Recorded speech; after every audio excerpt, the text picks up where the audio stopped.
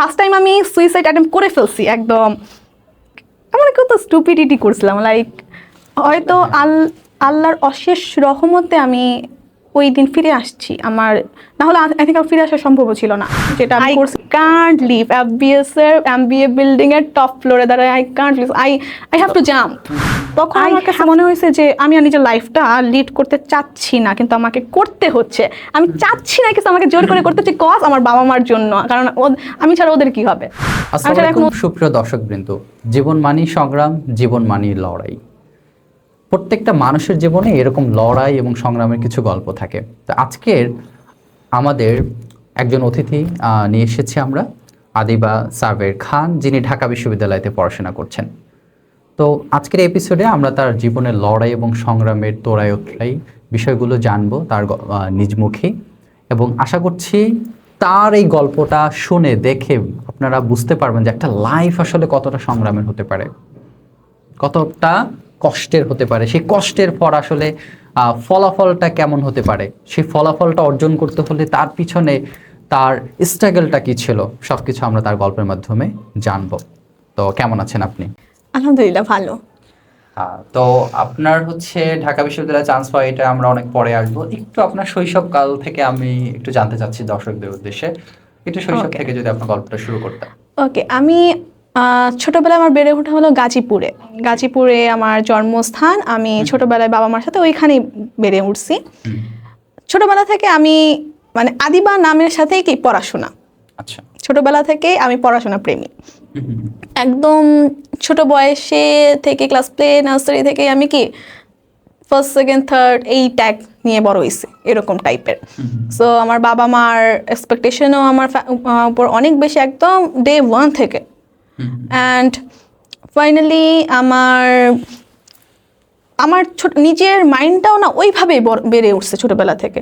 না, I have to study, আমার অনেক ড্রিম আছে, আমি অনেক কিছু করতে চাই। অ্যান্ড ছোটোবেলা থেকে আমার নিজের একটা ডিটারমিনেশন, না আমি আমার বাবার ছেলে হব, আমি আমার বাবার ছেলে হব, আমি বাবাকে সাপোর্ট করব, বাবাকে প্রাউড ফিল করাবো। কারণ আমার বাবা মার এডুকেশন কোয়ালিফিকেশন নাই, আমার নিজের ইন্ডিভিজুয়াল ফ্যামিলি এডুকেশন কোয়ালিফিকেশন নাই, বাট আমার ওভারঅল ফুল ফ্যামিলি এডুকেটেড, তাদের হাই পজিশনে আছে সবাই, বাট আমার ফ্যামিলি একটু ডাউনে আছে পড়াশোনার দিক থেকে, ফাইন্যান্সিয়াল দিক থেকে, সব দিক দিয়ে। সো আমার মাথায় ছোটবেলা থেকে আমি নিজেকে ওইভাবেই লিড করছি যে আই হ্যাভ টু স্টাডি। আমার বাবা মা যেটা পারে নাই, তাদেরকে আমি আমার পরিচয়ে পরিচিত করাবো এবং তাদেরকে আমি সেটা করে দেখাবো। অ্যান্ড এটা আমার জন্য একটা প্রাইড বলেন, এটা ব্লেসিংস বলেন যে আমি আমার ফ্যামিলির প্রথম যে গ্র্যাজুয়েশন করছে, তাও ঢাকা ইউনিভার্সিটিতে। সো এইভাবে আমার আর কি ছোটোবেলা থেকে বড় হয়ে ওঠা। এরপর আমি ছোটোবেলা থেকে তো অনেক বললাম না পড়াশোনা প্রেমী। ওকে, তারপর আমি জিএসসি এক্সাম অ্যাটেন্ড করি। জিএসসিতে আমার রেজাল্টটা বাজে হয়ে যায়, আমার এক্সপেকটেশনের তুলনায় খুব বাজে হয়ে যায়। 4.50 আসে, যেটা আমার জন্য মানে খুব আনএক্সপেক্টেড, কারণ আমি তো র্যাঙ্কে থাকি, কারণ এটা তো আমার আশার বাহিরে। আশা করেছিলেন যে A+ আসবে? হ্যাঁ, আশা করেছিলাম A+ আসবে। তো তখন আমি খুব ভেঙে পড়ি, আমার ফ্যামিলি আমাকে অনেক সাপোর্ট করে, ইটস ওকে ফাইন, এটা এমন কিছুই না, জিএসসি রেজাল্ট লাগবেও না কাছে। আচ্ছা, আমিও তখন আচ্ছা এরকম ওকে ফাইন, এটা বাদ। আবার আমি সবসময় পজিটিভ থাকি, আচ্ছা ইটস ওকে ফাইন, আমার সামনেটা ভালো হবে, এসএসসি খুব ভালো হবে। তারপর আসলো আমার সাবজেক্ট চুজের পালা। এখন ক্লাস 9-এ সায়েন্স নিব, কমার্স নিব, আর্টস নিব। এখন সায়েন্স আমি নেই নাই, কারণ আসলে আমার ওরকম মানে সায়েন্সে ডাক্তার ইঞ্জিনিয়ার হওয়ার কোনো মানে ইচ্ছা কখনো জাগে নাই। সো আমার ইচ্ছা ছিল ঢাকা ইউনিভার্সিটি, আমার ইচ্ছা ছোটবেলা থেকে ঢাকা ইউনিভার্সিটি, ছোটবেলা থেকে প্রাইমারি মানে আমি যখন মানে হাই স্কুল থেকে অ্যাটলিস্ট আমি যখন বোঝা শুরু করছি যে কেরিয়ার কি, লাইফ কি, আমার ছোটবেলা থেকে ইচ্ছা হচ্ছে আমি ঢাকা ইউনিভার্সিটিতে পড়বো। তো কমার্স নিয়ে বিবিএ সবচেয়ে বেশি চান্স। আসলে ডিটারমিনেশনটা খুব জরুরি। হ্যাঁ, ছোটবেলা থেকে আসলে গোল, একটা প্ল্যান খুব দরকার, একটা মাইন্ডসেট দরকার এবং স্ট্রং মাইন্ডসেট দরকার, সেটা আমি বিলিভ করি। যেটা আসলে আমার ছিল আমি মনে এটা করি। কিন্তু জরুরি। আমি শিক্ষার্থীদের উদ্দেশ্যে যদি বলি, যেমন অনেকে আছে গোল্ডেন এ প্লাস পেয়েও ঢাকা বিশ্ববিদ্যালয়তে চান্স পায় না, অনেকে আছে 4 পয়েন্ট পেয়েও ঢাকা বিশ্ববিদ্যালয়তে ভালো সাবজেক্টে পড়াশোনা করছে। এখন এই জায়গাটা কোথায় আসলে, কেন এরকমটা হলো? এর কারণটা হচ্ছে যে 4 পয়েন্ট পেয়ে চান্স পেয়েছে বেশিরভাগ শিক্ষার্থীরাই দেখা যায় যে তারা হচ্ছে অনেক আগে থেকেই মোটামুটি একটা ডিটারমাইনেশন ছিল, দৃঢ় প্রতিজ্ঞ, হ্যাঁ ঢাকা বিশ্ববিদ্যালয়তে পড়বো, ওইরকম একটা প্রস্তুতি ছিল, যার কারণে সে চান্স পেয়েছে। যাই হোক, এরপর আমি কমার্স নিলাম আর কি, বিজনেস স্টাডি চুজ করলাম, ক্লাস 9 পড়াশোনা করলাম, মানে এবার খুব ডিটারমিনেশন আমার, পড়াশোনা ভালো করে করতে হবে, কারণ আমার অলরেডি রেজাল্ট খারাপ, মানে আপকামিং করতে হবে। আমি খুব যেই সব দুর্বলতা ছিল, ম্যাথ ইংলিশ যেগুলোতে আমার দুর্বলতা ছিল, এগুলো আমি খুব খুব ভালো করে শুরু করলাম। আমি আর কি ওইখান থেকে আসলে আমার কামব্যাকটা আস্তে আস্তে শুরু হচ্ছে আর কি। আমার লাইফের কামব্যাকটা খুব সিরিয়াসনেস, মানে কেরিয়ারের দিকে যাওয়াটা শুরু হচ্ছে। কিন্তু কি হলো, করোনা চলে আসলো 2019, করোনা চলে আসলো, বাট আমি থামি নাই। করোনার মধ্যে আমি পড়াশোনা করছি, মানে আমি খুব পড়াশোনা করছি, যে ম্যাথ খুব ভালো করে করছি, ম্যাথ ইংলিশ এই সাবজেক্টগুলো খুব ভালো করে আমি পড়াশোনা চালাই গেছি করোনার মধ্যেও।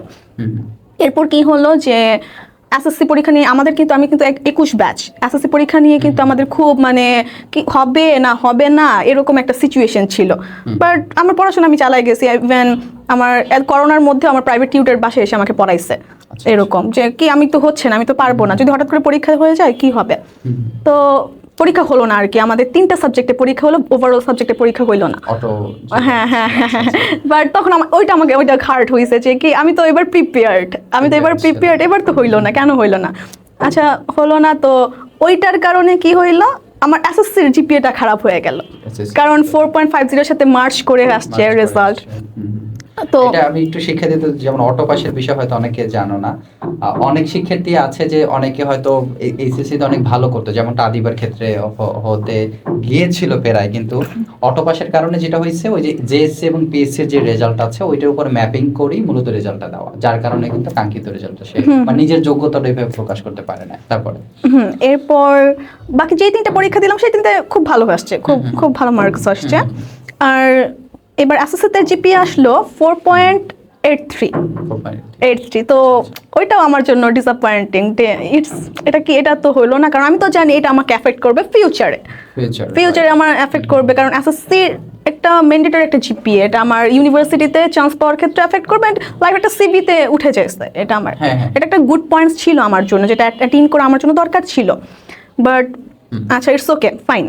এসএসসিতে আমি সবাই আমাকে কেউ দোষারোপ করে না, কারণ তো মানে সবাই আমার এফোর্ট দেখছে, আমার ফ্যামিলি, আমার এক্সপেকটেশন সবাই আমার ফ্যামিলি কখনো আমাকে ডিসকারেজ করে নাই।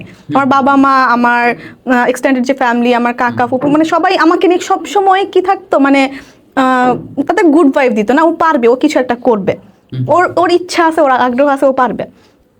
তখন আমার ফুল ফ্যামিলি একটা ডিসিশনস নিল যে আচ্ছা ওর হয়তো কোথাও ঘাটতি হচ্ছে, এখানে হয়তো এডুকেশন সিস্টেমটা ভালো না গাজীপুরে, মানে ওর যতটুকু গেদার করার ক্ষমতা ততটুকু না, ও আরো ভালো ডিজার্ভ করে, ওকে এখান থেকে সরাইতে হবে। তখন আমার বাবা মা অ্যান্ড আমার কাকা ফুপু, ইভেন আমার কাকা, এখানে আমি বলবো আমার কাকার সবচেয়ে বড় অবদান আছে। কাকা ফুল আমাকে আমার বাবার ফাইন্যান্সিয়াল অবস্থা এতটা ভালো ছিল না ঢাকা রেখে আমাকে পড়াশোনা করার মতো। আমার কাকা ফুললি সাপোর্ট করলো যে ওকে ইটস ওকে, আমি সব রেসপন্সিবিলিটি নিব, তুমি ঢাকা যাও। আমার ফুপিকে বললো যে তুমি ওর বাসায় রাখো, আমি তোমাকে সব খরচা দিব, তুমি ওকে অ্যাটেন্ড করে ওকে ভালো রেজাল্ট, ভালো একটা জায়গায় নিয়ে যাও। অ্যান্ড তখন আমার মাথায় আসলো আচ্ছা আমার কাকা ফুপি আমার জন্য এত কিছু করতেছে, আমার বাবা মার এত এক্সপেকটেশনস, আচ্ছা আমাকে কিছু করতে হবে, আর আমি তো এটা চাই 2 বছর পর তো এমনি ঢাকা যেতে হবে, তো আমি ওকে ফাইন যাবো, ইটস ওকে।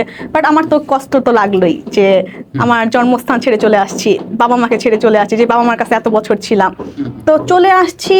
বাট মাথায় একটা কি নিয়ে আসছি, একটা চ্যালেঞ্জ নিয়ে আসছি যে যেহেতু যাচ্ছি, বাড়ি সবকিছু ছেড়ে যাচ্ছি, ওই জায়গাটা মানে অ্যাটেন্ড করতে হবে, ওই যে স্বপ্ন নিয়ে যাচ্ছে ওই স্বপ্নটা কি আমাকে বাস্তবায়ন করতেই হবে অ্যাট এনি কস্ট, লাইফে যাই হোক। তো এখানে আসার পর আমার ফুপি আবার ওই মুহূর্তে, আমার ফুপির অবস্থা খুব আনস্টেবল ছিল, কারণ আমার ফুপা স্ট্রোক করে, ব্রেন স্ট্রোক করে তার ফুল লাইফ সাজানো সংসারটা অগুছাল হয়ে যায়। তো তবুও সে আমাকে সাপোর্ট করছে ওই টাইমে, তো ওইটা আমার মাথায় আর কি ছিল, সবার স্যাক্রিফাইসগুলো আমার জন্য, সবার এক্সপেকটেশন সব কিছু আমার মাথায় ছিল। সো আমি নিজেকে খুব স্ট্রংলি লিড করছি যে আমাকে এখানে সেট হইতেই হবে, আমাকে আমার যাই হোক না কেন আমার কোনো ইমোশনস কোনো কিছু আমার বাবা মাকে ছেড়ে আসছে একটু খারাপ লাগা আছে, একটু অ্যাডজাস্টমেন্টের প্রবলেম আছে সবার সাথে। সব কিছু নিয়ে আমি সেট করলাম ঢাকা। আমার কলেজ ছিল সবুজবাগ গভর্নমেন্ট কলেজ, হ্যাঁ সবুজবাগ গভর্নমেন্ট কলেজ বাসাবোতে। তো আচ্ছা সেখানে মানে জার্নিটা শুরু করলাম কলেজ লাইফ, এবং শুরু থেকেই আমি খুব সিরিয়াস এবার, একদম ডে 1 এর এক্সাম থেকে শুরু করে সব কিছু আমার কি সব থেকে হায়ার পজিশনে যাইতে হবে। আমার এতটা ডিটারমিনেশন ছিল, হোক সেটা সিটি পরীক্ষা, হোক সেটা অর্ধবার্ষিকী, হোক সেটা বার্ষিকী, সব কিছুর মধ্যে আমাকে র্যাঙ্কে আসতে হবে এবং সব কিছুর মধ্যে আমাকে একটা ভালো রেজাল্ট করতে হবে। কারণ এখানে শুধুমাত্র আমার ইচ্ছা না, শুধুমাত্র আমার বাবা মার ইচ্ছা না, আমার কাকা ফুপি, আমার বাবা মা সবার একটা সম্মিলিত প্রচেষ্টা আছে। আমি ওদের জন্য একটা প্রজেক্ট, ওদের ড্রিম প্রজেক্ট। আমি ওই 4 জন মানুষের ড্রিম প্রজেক্ট আমি। তো আমি কিছুতে ফেলিয়ার করতে পারবো না। সো আমিও খুব ভালো করে পড়াশোনা করলাম, আলহামদুলিল্লাহ। এইচএসসিটা আমি যেভাবে চাইছি তার থেকেও বেশি সাকসেস আমি পাইছি। এইচএসসিতে খুব ভালো রেজাল্টও আসছে অ্যান্ড স্কলারশিপও আসছে। আমি GPA 5, at least it's my first GPA 5, and এটা আমার জন্য সাকসেস ছিল। ক্লাস 5 থেকে যার প্রত্যাশার একটা রেজাল্ট হবে প্লাস পাবে, হ্যাঁ অবশ্যই ওইটা আমার জন্য একটা হ্যাপিনেস ছিল, একটা প্রাউড মুভমেন্ট ছিল যে অ্যাট লাস্ট আমি একটা জিপিএ 5 দেখলাম, আমার সার্টিফিকেট অ্যাট লাস্ট একটা জিপিএ 5 আসলো, ওইটা আমার জন্য হ্যাপিনেস ছিল। আচ্ছা যখন জিপিএ 5 পেলাম সবাই তো খুব খুশি, আমার কমার্স থেকে, হ্যাঁ এইচএসসিতে তো সবাই তো খুব খুশি অ্যান্ড সবাই কি মানে তাদের এক্সপেকটেশনে ছিল, মানে আমার ফ্যামিলি আমাকে নিয়ে এত ওভার এক্সপেক্টেড। ও আমার ফুপি তো বলছে ও তো পাবেই, আমার কাকা ও তো পাবেই, এ প্লাস ও না পেয়ে যাবেই না, এরকম কিছু এরকম। আমার বাবা তো বলছে হয়ে গেছে এরকম। সো দ্যাট তো ওই যে ওদের এই ওভার এক্সপেকটেশনটা আবার আমাকে কি ভয় দিত, যেটা যদি না হয় আমি তো জানি আমি পড়াশোনা আমার তো যে কোনো সময় স্লিপ হয়ে যেতে পারে। এরপর কি আসছে, আচ্ছা রেজাল্টটা ভালো, আমিও খুশি। সো রেজাল্ট আসার আগেই তো আমাদের অ্যাডমিশন জার্নিটা আর কি শুরু হয়ে গেছে। এইবার আমার ড্রিম প্রজেক্ট, আমার ছোটবেলার এত দিনের স্ট্রাগল, সব কিছুর স্ট্রাগল আমার ঢাকা ইউনিভার্সিটির। সো এবার আমি একটু পিছনে যাই যে এইচএসসি পরীক্ষা যখনই শেষ হয়েছে তখনই আমার মাথায় আসছে যে আমি একটা সেকেন্ডও লস করবো না। আমার লাইফে যদি একটা নিঃশ্বাস নেওয়ার সময় থাকে তখন সেটাও কি আমি পড়াশোনার মাধ্যমে নিব, আমি একটা সেকেন্ডও লস করি না এরকম। এইচএসসি শেষ হয়েছে 7 দিন আমি একটু নিজের মাইন্ড রিফ্রেশ করছি অ্যান্ড সাথে সাথে মানে ইনফরমেশন কালেক্ট করছি সবার থেকে, যে সিনিয়রসদের থেকে, টিচার্সদের থেকে, আসলে আমি কিভাবে গুছাবো, কি কি ইনস্ট্রুমেন্ট লাগবে, কি কি বই লাগবে, কোথায় যাবো, কি করব। কোচিং অ্যাডমিশন নিলাম, মানে অ্যাডমিশন একটা গাইডলাইনের জন্য, কারণ একা একা সম্ভব না। ওকে, তারপর শুরু করলাম আর এই ক্ষেত্রে আমার এখন মনে আছে আমার বাবা সবাই বলছিল যে তুই বাসায় যাবি না, এইচএসসি পরীক্ষা শেষ, বাসায় যাবি না, ঘুরতে যাবি না। আমি বলছি না, পরে সবকিছু, সব লাইফে সবকিছু পরে, এখন শুধু পড়াশোনা, অ্যাডমিশন অ্যান্ড আমার গোল।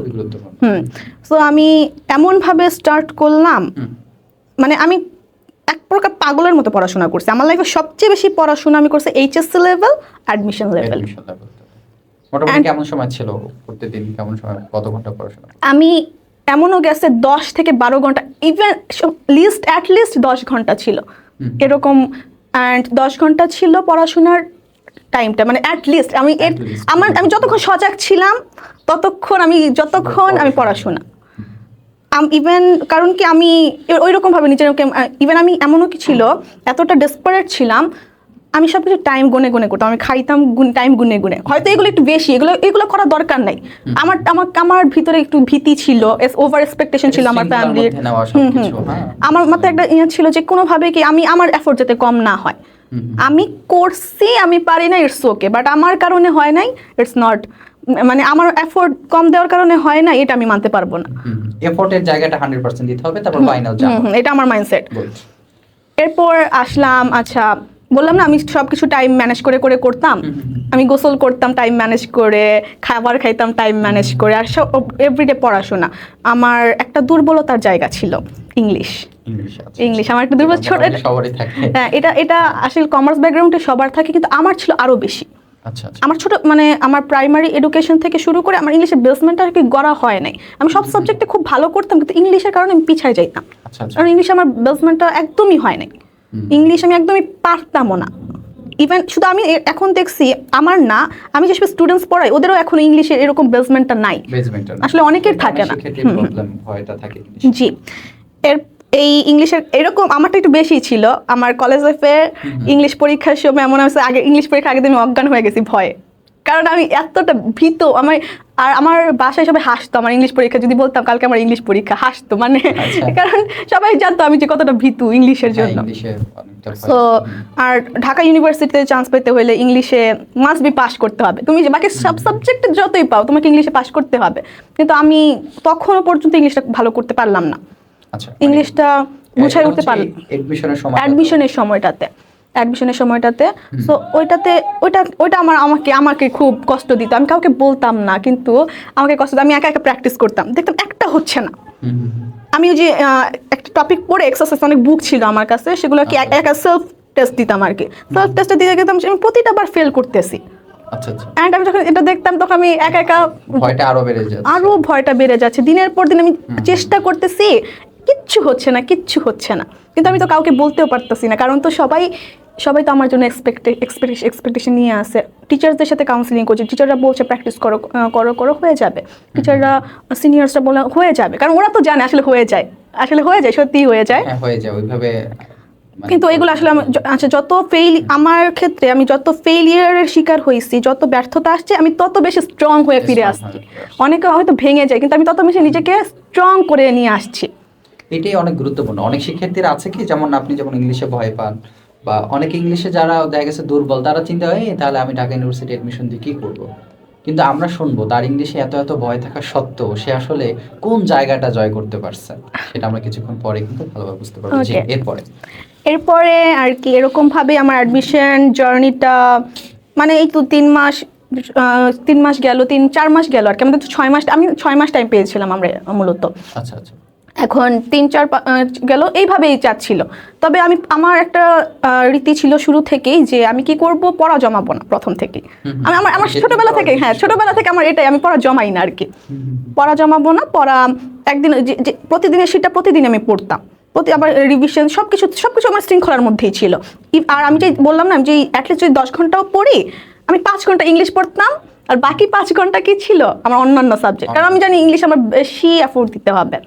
আর শিক্ষার্থীরা যেটা করে, যেটাতে বেশি ভয় পায় ওইটা আগে দূরে সরায় ওইটা পরে না এটা করলে আসলে হবে না, কারণ তুমি দুর্বলতা ভয়টাকে জয় করতে হবে, এটা হলো কথা। সময়টা তো বেশি আমি প্রচুর প্র্যাকটিস বাড়াইলাম, কিন্তু আমি কিছুতেই সফলতা পাচ্ছিলাম না।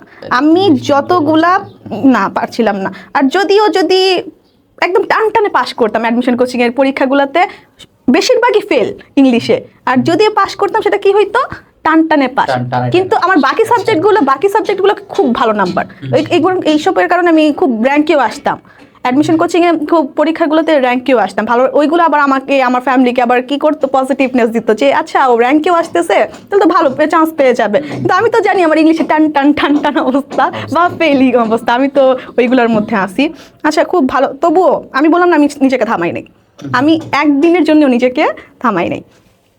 সব ঠিক ছিল, অ্যাডমিশন জার্নিও স্টার্ট, সব সুন্দর ছিল। হঠাৎ করে হঠাৎ করে আমার ফুল সাজানো লাইফটাই, এতদিনে সাজানো লাইফটাই উল্টাই গেল। লাইক আমার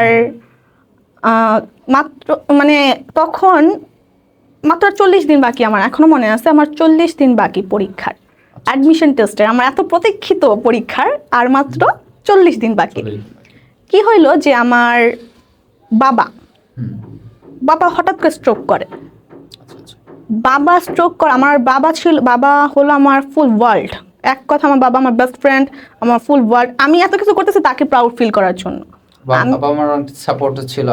হ্যাঁ, আমার পড়াশোনার প্রতি তারা আমাকে আমার মেন্টাল সাপোর্ট সিস্টেম ছিল, ব্যাকবোন ছিল আমার জন্য। আর আমার বাবা বিশেষ করে, আমি আমি অনেকে বলে যে তুমি মার কথা কেন বলো না, আমি আম্মুর সাথে অ্যাটাচড, কিন্তু কি আমি বাবার সাথে সবচেয়ে সবার থেকে বেশি, আমি কেন বাবার কথা বেশি বলি, তার সাথে আমি বেশি অ্যাটাচড। এটা থাকেই, সবাই এক একজন থাকে। আমি তাকে তার ফেলিয়ারগুলো, তার লাইফে যে ফেলিয়ারগুলো ছিল সেগুলো আমি ব্যাকআপ দিতে চাই আমার নিজের রেপুটেশন দিয়ে। আমি আমার লাইফে একটা জিনিস অ্যাড করি। আমার বাবার কোনো এডুকেশন তো ছিল না, সাথে সাথে তার কোনো থাকে না যে সোশ্যাল স্ট্যাটাস থাকে।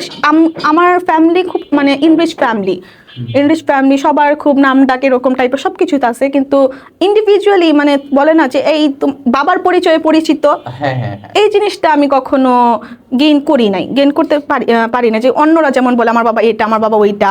তো আমি এটা আসলে কখনো বলতে পারি নাই। হ্যাঁ, সে নিজের লাইফ লিড করছি আমরা, বাট তাতে তার কোনো ইন্ডিভিজুয়াল পরিচয় ছিল না, মানে প্রফেশনাল দিকে। হ্যাঁ, মানে এক কথা হচ্ছে আপনার দেখা গেছে বংশের মধ্যে অন্যদের যেরকম অবস্থা ছিল না, ছিল না। অ্যাকচুয়ালি বাবা আসলে একটা বড় গৌরবের জায়গা, যেমন আপনাকে অনেক সাপোর্ট করেছে। অবশ্যই, মানে সে থাকা মানে আমার জন্য অনেক কিছু ছিল। তো ছোটবেলা থেকে আমার একটা পয়েন্ট ছিল যে আমি আমার পরিচয়ে বাবাকে পরিচিত করব। আমি আমার নিজের পরিচয় আমি বলবো না আমি ওনার মেয়ে, সে বলবে আমি ওর বাবা, সে বলবে আমি ওর বাবা। আমি এটা আমি এখনো পর্যন্ত এটা ধরে রাখছি যে আমার বাবা মা বলবে আমি ওর বাবা মা, আমার বাকি ফ্যামিলি মেম্বাররা বলবে আমি ওর প্যারেন্টস হই, এরকম আসলে এই কিছু। চাওয়াটা কিন্তু একজন সন্তানের না, এই চাওয়াটা কিন্তু একজন বাবা মারই। অফকোর্স এটা আমি ফিলও করি। হ্যাঁ, এখন স্ট্রোকের এটা কেমন? স্ট্রোক তখন বললাম না মাত্র 40 দিন বাকি। আমার এখনো মনে আছে আগের দিন রাতে, বাবা স্ট্রোক করে আগের দিন রাতে আমি ফুল প্ল্যান নিয়ে বসছি, সবকিছু প্ল্যান নিয়ে বসছি যে আমার 10টা করে লেকচার শেষ, 12টা করে লেকচার প্রতিটা সাবজেক্টের, আর 2টা করে 20 দিনের মধ্যে সব কমপ্লিট হয়ে যাবে। আর 20 দিন আমি কি করব, 20 দিন আমি রিভিশন দিব, রিভিশন পার্ট চলবে, ওভারঅল আমি কি খুব স্ট্রংলি গিয়ে অ্যাটেন্ড করবো। আচ্ছা, আর ইংলিশ তো চলতেই থাকবে ততক্ষণে, ইংলিশ তো এভরিডে চলতেই থাকবে, ইংলিশের সাথে কোনো কম্প্রোমাইজ নেই। ইংলিশ আমি কিছু করি না করি, ইংলিশের সাথে কম্প্রোমাইজ নেই। ইভেন এমন একটা সিচুয়েশন আমি একটু অ্যাড করি, আমি কোথাও বেরোইতাম না অ্যাডমিশন টাইমটায়। আমি যে রিক্সা দিয়ে বা অন্য কোনো ট্রান্সপোর্টেশন দিয়ে যে কোচিং টাইমটা যাইতাম, কোচিংয়ে যাইতাম, আমি হাতে ভোকাবুলারির বই থাকতো আমার সাথে। আমার এখনো যে ফ্রেন্ডরা আছে তারা বলে ভোকাবুলারির বই পড়তে যাইতাম, আসার সময় পড়তে আসতাম। আমার কানে হেডফোনে সবসময় থাকতো কি ইংলিশ টপিকগুলোর থাকতো, রেকর্ডেড ক্লাসগুলো থাকতো। মানে আমি আই ডোন্ট নো আমি এত ডেসপারেট কেন, আমি হয়তো কাজে লাগছে বা লাগে নাই, আই ডোন্ট নো, বাট কি আমি যেখানে যা পাইছি আমি সব ইউজ করছি। আমি খুব ডেসপারেট হয়ে গেছিলাম ঢাকা ইউনিভার্সিটির জন্য। এটাই আসলে অনেক কিছু। এই যে আদি বা আপু যে বিষয়টা আমরা দেখলাম যে তিনি কিন্তু হয়তো ওইটা ওভাবে কাজে লাগে না, কিন্তু অ্যাকচুয়ালি কি একটা জিনিস পাইতে হলে না, যেমন ধরেন আমরা যখন একটা রান্না করতে হলে কি লাগে, শুধু হচ্ছে ধরেন আমি মাছ রান্না করব, শুধু কি মাছ পানিতে দিয়ে রান্না করতে পারবো না, মাছটাকে ভালো করে কাটতে হবে, তারপর তৈল দরকার হয়, মশলার দরকার হয়, তারপর হচ্ছে তরকারি কাটতে হয়, মানে সবকিছু সম্মিলনে একটা মাছ রান্না হয়, 10 মিনিট আমরা খেয়ে ফেলি। সো ওইরকম আমাদের একটা কাঙ্ক্ষিত লক্ষ্যে পৌঁছতে অনেক কিছু সমন্বয়ে ওইটার একটা ফলাফল কিন্তু আসে। তো ওই অনেক কিছু সমন্বয়গুলো তোমাদের কি করতে হবে, গুরুত্ব দিয়ে করতে হবে। না এটা দরকার নেই, এটা হয়তো ই করে লাভ কি, শুধু একটু করে আসলে এভাবে সম্ভব না কখনো সফল হওয়া। জি, এরপরে আপু। আচ্ছা, এরপর হলো আমি সব প্ল্যান করলাম, একটা প্রপার একটা চার্ট বানাইলাম, প্রপার রোড ম্যাপ বানাইলাম, এটা এইভাবে করবো, এতদিনে করব। পরের দিন আমার মনে আছে আমার বাবা যেদিন স্ট্রোক করে সেদিন আমার পরীক্ষা ছিল। আর আসলে আমার বাবা রাতে স্ট্রোক করছে আর কি, সকালবেলা আমার তার সাথে কথা বলে গেছে, সে আর শুধু ভিডিও কলে আমাদের তাকাই ছিল। আমি এতটা খেয়াল করিনি, বুঝি নাই, তার একটু মন খারাপ ছিল কোনো একটা বিষয় নিয়ে। আমি তাকে বুঝাইলাম, বাবা মন খারাপ করে না, আরে আমি তো আছি, আমি তো সব করবো, ডোন্ট ওয়ারি। তারপর আমি এগুলো বলে সেও বুঝে নাই তার স্ট্রোকটা এরকম ছিল। ব্রেন স্ট্রোক ছিল, খুব আস্তে আস্তে বিষয়টা হয়েছে, 2 দিন লাগায় হয়তো তার স্ট্রোকটা হয়েছে। সে শুয়েছিল আর কি, সে অসুস্থ, জ্বর ঠান্ডা এরকম, তার জ্বর ঠান্ডা লেগেই থাকতো এরকম। তারপর আমি যখন পরীক্ষা দিয়ে অ্যাডমিশন কোচিংয়ের পরীক্ষা দিয়ে শুক্রবার ছিল, বের হয়েছি, তখন আজান দিয়েছে জুম্মার টাইম, বের হয়েছি। আমি বের হয়ে দেখি আমার তো ফোন সাইলেন্ট করা ছিল, আমার ব্যাগে প্রায় 8 থেকে 10টা কল আমার আম্মুর। কল ধরলাম, আমি তখন তো ঘাবড়ে গেলাম যে কিছু তো হয়েছে, নাহলে এতগুলো কল তো থাকবে না। আম্মু জানে আমার মাথার উপর আকাশ ভেঙে পড়বে, যে এমন ভাবে বললো, আচ্ছা তোমার বাবার একটা ছোট্ট স্ট্রোক হয়েছে, ঠিক আছে, ছোট্ট স্ট্রোক হয়েছে না, সে প্রথমে সেও বুঝে নাই, হসপিটালে যখন নিয়ে গেছে তখন ডাক্তার চেক করে বললো স্ট্রোক। আমার বাবা আর কি তেমন ভাবে বুঝে না, কিন্তু তার আস্তে আস্তে হাত পা বাঁকা হয়ে যাচ্ছে, মুখ বাঁকা হয়ে যাচ্ছে, এগুলো দেখে আম্মুও ফিল করতে, আসলে সে ফুল সুস্থ, আমরা কেউ বুঝি নাই সে স্ট্রোক করবে, মানে একদম আনএক্সপেক্টেড এটা। তো সে আমাকে এমন ভাবে বলছে যে তোমার বাবা ছোট্ট একটা স্ট্রোক করছে, হ্যাঁ আমি ঢাকা নিয়ে আসতেছি। আমি বলছি আচ্ছা ঢাকা নিয়ে আসো। তখন আমার মাথায় যে আমি অলরেডি মিলাইতে পারতেছি না, বাবা স্ট্রোক করছে মানে কি, কেন, কিভাবে, কি হইলো, আমি মিলাইতে পারতেছি না মাথায়, মানে আমি শুধু ওইভাবে হাঁটতেছি, আমি হেঁটে হেঁটে আমার এখনো মনে আছে যে হাঁটা চলা করতে পারতেছিলাম না, আমি কোনোভাবে রিক্সায় উঠে বাসায় আসছি। তারপর আর একটা জিনিস, ছোট জিনিস অ্যাড করি, স্ট্রোক নিয়ে আমার মাথায় আগে একটা ফোবিয়া ছিল, একটা ভীত ব্রেন স্ট্রোক নিয়ে, কারণ আমার ফুপা এই হঠাৎ করে সেমভাবে স্ট্রোক করে ফুল মানে প্যারালাইজড হয়ে বেডে পড়ে যায় এবং সে মারা পর্যন্ত যায়। এত আমি চোখের সামনে তাকে একদম কি করতে দেখছি, মানে একদম সুস্থ স্বাভাবিক একটা মানুষকে শেষ হয়ে যেতে দেখছি। তো আমার মাথায় ওটা চলতেছে, ও ব্রেন স্ট্রোক, তার মানে বাবা এরকম এরকম হয়ে যাবে। আমার মাথায় তখন কি পুরো মানে সবকিছু, পুরো ওয়ার্ল্ডে সবকিছু বাজে চিন্তা ভাবনা আসতেছে। তখন হসপিটালে গিয়ে দেখি বাবা হুইল চেয়ারে বসে আছে। বাবা হুইল চেয়ারে বসে আছে, সে আর কি হাত পা নাড়াচাড়া, কথা বলতে, আমি তখন বুঝি নাই আসলে বিষয়টা আসলে কি হচ্ছে, কি কেমনি কি। ডক্টর বললো এটা থেরাপির মাধ্যমে হবে, কিছুই করার নাই, ব্রেন স্ট্রোক। সিটি স্ক্যান করে বললো ব্রেন স্ট্রোক, অনেকটা রক্তক্ষরণ হয়েছে, তবে এটা কি ওষুধ খাওয়ার মাধ্যমে শেষ হবে, এবং কি হবে এটা সে প্যারালাইজড হবে সবকিছু থেরাপির মাধ্যমে, সব স্পিচ থেরাপি, বডি থেরাপি, সবকিছু ফিজিক্যাল থেরাপি, সবকিছু ফিজিওথেরাপি হবে, সবকিছু এইভাবে হবে। বাসায় নিয়ে আসলাম, তখন বাসায় নিয়ে আসার পর তো আস্তে আস্তে আমি দেখতেছি আমার বাবা কি করতেছে, সে হাঁটতে পারতেছে না, কথা বলতে মানে হাত তুলতে পারতেছে না, ফুল বডি এক পাশ পুরা কি হলো প্যারালাইজড। ইভেন সবচেয়ে বড় কথা কি, আমার বাবার কথা স্টপ, মানে কথা বলতে পারলো না, স্ট্রোকের কারণে তার কথা বলা একদম প্রথম কোনো আওয়াজই ছিল না, আমি তো আমার বাবার কথাই ছিল আমার জীবনের সবচেয়ে বড় ইন্সপিরেশন। সে আমার বেস্ট ফ্রেন্ড, তার সাথে আমি কারোর সাথে এই যে 6 মাস আমি যে নিজেকে বন্ধ করে রাখছি, কারোর সাথে আমি তেমনভাবে কেউ আমাকে এমনভাবে ইন্সপায়ার করে, সে আমার ইন্সপিরেশন ছিল। আমি কি 10 ঘন্টা পড়তে গিয়ে টায়ার্ড হয়ে যাই নাই, আমি কি যে ফেইলিয়ারগুলো ছিল, আমারও তো ইমোশন কাজ করছে, তখন আমার তো ব্যর্থ, নিজেকে লো মনে হয়েছে, তখন কে আমাকে বুস্ট করছে, বাবা আমাকে বুস্ট করছে। হঠাৎ করে কি, আরে বাবা এরকম হবে আমি তো ভাবিই নাই। তারপর কি হইলো,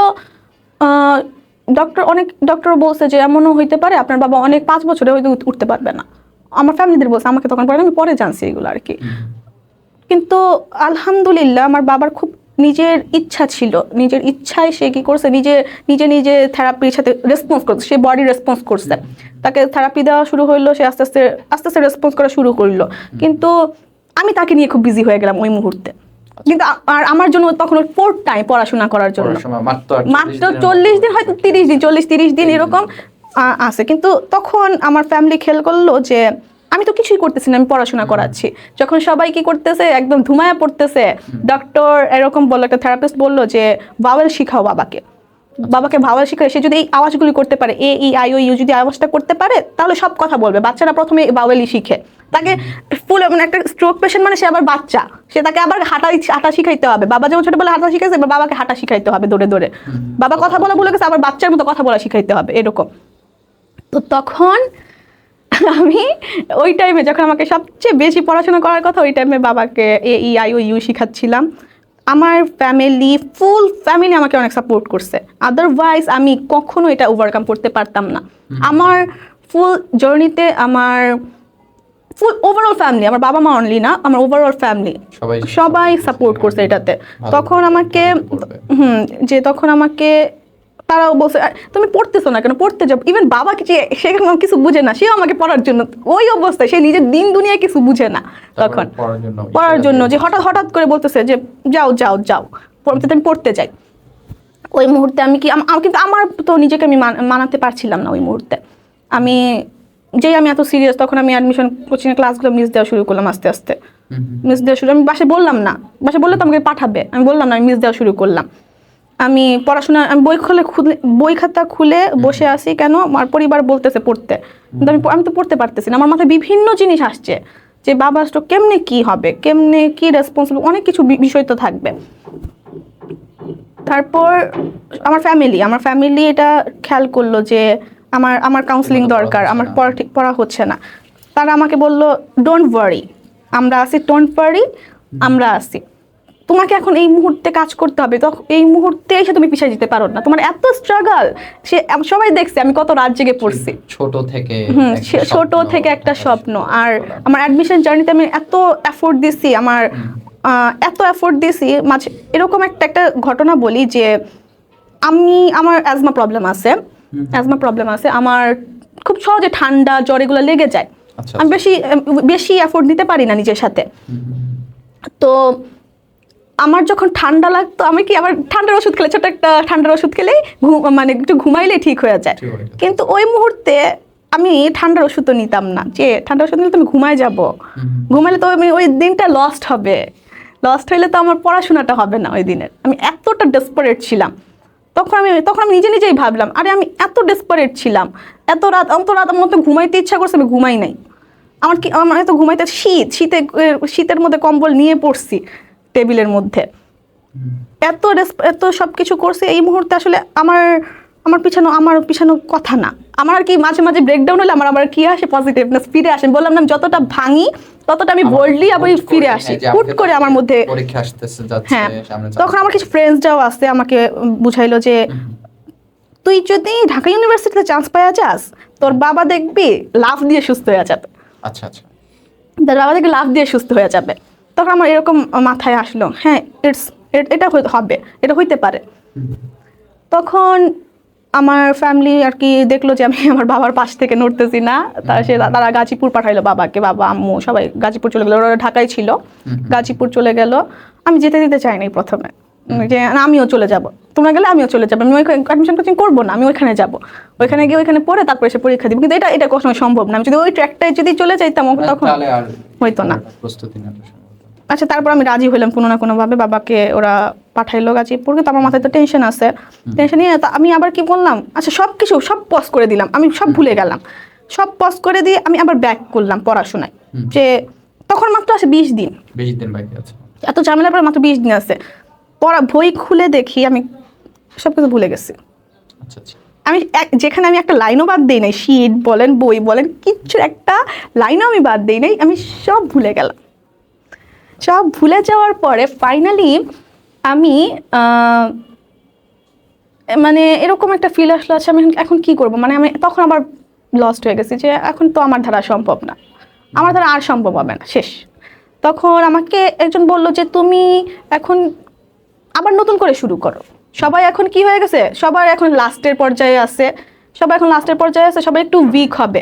যে একটা ঘোড়া একটা রেসে সবসময় ঘোড়া কি সমানভাবে দৌড়ায় না। তুমি হয়তো কি হয়ে গেছো, তুমি হয়তো স্লো হয়ে গেছো, ক্লান্ত হয়ে গেছো, সবাই এবার ক্লান্ত হবে আস্তে আস্তে, শেষ পর্যায়ে আছে। তুমি এবার আবার রেস শুরু করো। আমি ওই জিনিসটা আবার মাথায় নিলাম, যে এবার আমাকে দৌড়াইতে হবে, যেখানে আমি একদম ডিটারমিনেশন নিয়ে আবার পড়তে বসলাম। ওই 20 দিন আর কোথাও তাকাইলাম, যতটুকু নিজেকে কমফোর্ট দিতাম ওই কমফোর্টটাও নিজে থেকে নিয়ে নিচ্ছি। আমি নিজেকে যথেষ্ট মানে স্যাক্রিফাইস করছি, নিজের উপর অনেক প্রেশারাইজ করছি, আমাকে করতে হবে, you have to do it, এরকম আমি নিজেকে অনেক ইন্সপায়ার করছি। তারপর আর আমার ডিটারমিনেশনও ছিল, আমি পরীক্ষা দিব তো ঢাকা ইউনিভার্সিটি আমার লাগবে, এরকম। তো প্রথম পরীক্ষাই ছিল, আমি আর কোথাও পরীক্ষা দিই নাই, জাহাঙ্গীর আর কোনো জায়গায় পরীক্ষা দিই, শুধু ঢাকা ইউনিভার্সিটি। তো ঢাকা ইউনিভার্সিটি বি ইউনিটের পরীক্ষা আগে দিচ্ছি, বি ইউনিটের পরীক্ষা আগের দিন, পরের দিন সি ইউনিটে। বি ইউনিটের পরীক্ষা, বি ইউনিটে তো আমার ইচ্ছা ছিল না, আমার ইচ্ছা তো অবভিয়াস লাগবে আমার, তো হ্যাঁ বিজনেস ফ্যাকাল্টি লাগবে। বি ইউনিটে যখন আমি পরীক্ষা দিতে গেলাম, শুধুমাত্র ইংলিশের ভয়, ওই যে ইংলিশের ভয় কাটানোর জন্য বি ইউনিটে পরীক্ষা দিতে গেছি, যে দেখি আমি কি পাশ করতে পারি ঢাকা ইউনিভার্সিটিতে না পারি না। তো বাংলা ইংলিশ পরীক্ষাটা মোটামুটি আলহামদুলিল্লাহ ভালো হইলো, দেখলাম ইংলিশে পাশ করে গেছি। এই তো আমার মধ্যে একটু, এই যে এত 6 মাস পরে, ইভেন একটা জিনিস অ্যাড করি, আমি আমার লাস্ট অ্যাডমিশন কোচিংয়ের ফাইনাল মডেল টেস্ট নামে একটা বিষয় হয় না, ওইটাতে পর্যন্ত ফেল করছি, ইংলিশে ফেল করছি, মানে লাস্টেও আমি পাইলাম না সাকসেস। যেটাতে বেশি ভয় ওইটাতে কথা না, মানে যেখানে বাগের ভয় সেখানেই সন্দেহ হয়। আমি কোথায় গিয়ে একটু সাকসেসের মুখ দেখলাম, বি ইউনিটের ইংলিশ পরীক্ষায়। তারপর আচ্ছা, এখন বি ইউনিটের যখন ঢাকা ইউনিভার্সিটির পরীক্ষা দিতে যাই, আমার খুব খারাপ লাগলো বিষয়টা, কারণ আমার বাবার খুব ইচ্ছে ছিল আমাকে নিয়ে যাবে। আমি কখনো ঢাকা ইউনিভার্সিটিতে ঘুরতেও আসি নাই, আচ্ছা আচ্ছা। এরকম একটা ডিটারমিনেশন ছিল। আমি ঢাকায় থাকতাম তবুও আসি নাই, কারণ চান্স পেয়ে যাব, এটা আমার স্বপ্ন, আমি চান্স পেয়ে যাব। তো বাবা, আমি দেখলাম আগেই তারা বিভিন্ন আলোচনা করতো যে আচ্ছা পরীক্ষা, তারা খুব এক্সাইটেড মেয়েকে নিয়ে পরীক্ষা দিতে যাবে। আমার ফুপি, আমার কাকা, তারপর আমার বাবা, ওরা কি প্ল্যান করতো, বাবা আর ফুপি বেশিরভাগ প্ল্যান করছিল যে, কাকা তো লন্ডন থাকে, ওর কাকার সাথে কমিউনিকেট হয় যে ও আচ্ছা পরীক্ষা এইভাবে এইভাবে দিতে নিয়ে যাবে, মেট্রো দিয়ে যাবে, এটা দিয়ে যাবে, রিক্সায় যাবে, এইভাবে আসবো, ওইখানে ঘুরতে নিয়ে যাবে। তো ওই যখন পরীক্ষা দিতে যাচ্ছিলাম না, তখন আমার ওই জিনিসগুলো রিক্যাপ হচ্ছিল আমার মাথা। আমি পরীক্ষা দিতে যাচ্ছি, তবুও বাবাকে খুব মিস করতে থাকলাম, ভিডিও কলে কথা বলছি, সব কিছু বলছি, তবুও কি যে সে সাথে থাকতো। আমার ফুপি আবার এটাতে কি করছে, সে খুব মানে পূরণ করার চেষ্টা করছে অভাব, কিন্তু আমার মধ্যে ছিল, আমার মধ্যে তো ছিল বিষয়টা। আচ্ছা বি ইউনিটের পরীক্ষা শেষ, সি ইউনিটের পরীক্ষার দিন, এখন তো ওইটা তো আমার জন্য একদম আমার অবশেষে কাঙ্ক্ষিত দিন, যে পরীক্ষাটা আসলে আমার কাঙ্ক্ষিত পরীক্ষা, কাঙ্ক্ষিত ডে। আমি খুব নার্ভাস, ওই দিন আমি একটু নার্ভাস হয়েছি যে এটা না, যদি না হয়, যদি কোনো কারণে না হয় কি হবে। আমার ফ্যামিলিও ভাবছিল, আমার ডেসপারেটনেস নিয়ে তারা ভাবছে আমি হয়ে যাবো। ওই দিন আমাকে কি করছে, শান্ত আছে, না হলে নাই, আরও তো আছে, ঢাকার মধ্যে তো আরও ইউনিভার্সিটি আছে, আরও পাবলিক ইউনিভার্সিটি আছে, আরও হবে। কিন্তু আচ্ছা যাই হোক, আমি একদম ভয়ে, কারণ আমি ইংলিশের ভয়ে তখনই আমি আসি, একদম ভয়টাই। আচ্ছা যাই, সব পড়ে টরে গেলাম, করলাম পরীক্ষার হলে বসেও আমার এরকম অবস্থা যে আমি সমস্ত দোয়া দুরুদ যা আছে সব পড়ে ফেলছি, আরেকটু হইলে আমার নিঃশ্বাস বন্ধ হয়ে যেত, এরকম যে কি আমি কি পারবো না। তারপর যখন কোশ্চেনটা আসলো, আমি বললাম না আমি ইংলিশে ভয় পাই, লাস্ট পর্যন্ত আমি ইংলিশে ভয়ই পেয়ে গেছি। আমি ইংলিশ পোর্শনটা ঢেকে রাখছি, এইভাবে হাত দিয়ে এইভাবে ঢেকে রাখছি, আগে সবগুলো আনসার করি, যদি ইংলিশ দেখে পারি না ওইগুলো পারবো না, সবগুলো আনসার করছি, ইংলিশ সবার পরে দিয়ে সবগুলো আনসার করছি। আচ্ছা মোটামুটি আচ্ছা সহজই লাগতেছে, সব তো কমন পড়ছে, আচ্ছা দিয়ে দিচ্ছে। তারপর অনেক মানে হাত পা তখন আমার কাঁপতেছিল, ইংলিশটা দেখবো না, ইংলিশটা খুলে একটা করে দেখতেছি, আরে সবই পারতেছি, মানে একটু তখন আমি আবার ঘুরে দেখলাম যে কোশ্চেনটা কি ঠিক আছে, এরকম আমি তখন আমি 12টাই পারলাম। অ্যান্ড তখন ওই জায়গায় বসে আমার খুব হ্যাপিনেস লাগলো, আর আমি চান্স পাই বা না পাই, আমি ইংলিশ পারছি। ইট ওয়াজ মানে আমার জন্য খুব ভালো একটা পজিটিভ সাইন ছিল, হ্যাঁ অনেক হ্যাপিনেস ছিল। অ্যান্ড একটা মজার বিষয়, আমার ফুপি পরীক্ষার হলের বাইরে দাঁড়াইয়া সবাইকে জিজ্ঞেস করতেছিল ইংলিশ কোশ্চেনটা কেমন হয়েছে, ইংলিশ ভালো, কারণ সেও জানে ইংলিশ ভালো হইলে আমি পারবো। যখন আমি বেরোয় বললাম হ্যাঁ ওভারঅল সব ঠিক আছে, সব আমি খুব কনফিডেন্ট যে চান্স হয়ে যাবে, আমি কনফিডেন্ট, সব ওভারঅল ভালো হয়েছে, চান্স হয়ে যাবে।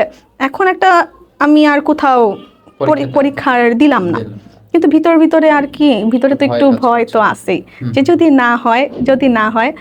আর তবু আমি জগন্নাথ গুচ্ছের ফর্ম ফিল আপ করার জন্য ভাবছিলাম অ্যান্ড আমার মনে আছে যে এই গুচ্ছে, এই যে একটা ছোট্ট জিনিস অ্যাড করি, গুচ্ছের ফর্ম ফিল আপ করার জন্য আমার বাবা আমাকে টাকা দিচ্ছিল।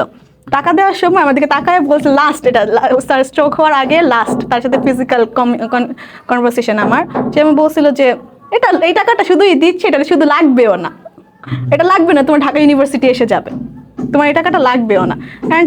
অ্যান্ড তখন আমার ঢাকা ইউনিভার্সিটি চান্স পাওয়ার পর আমার সবার আগে এটাই মনে পড়ছে, আরে বাবার ওই চোখটা মনে পড়ছে। রেজাল্টটা দিল তখন আসলে কেমন অনুভূতি হয়েছিল, বা বাসায় যখন জানিয়েছেন তখন আপনি কোথায় ছিলেন? এটা আমার জন্য এখনো পর্যন্ত আমার লাইফে সবচেয়ে সিগনিফিকেন্ট ডে।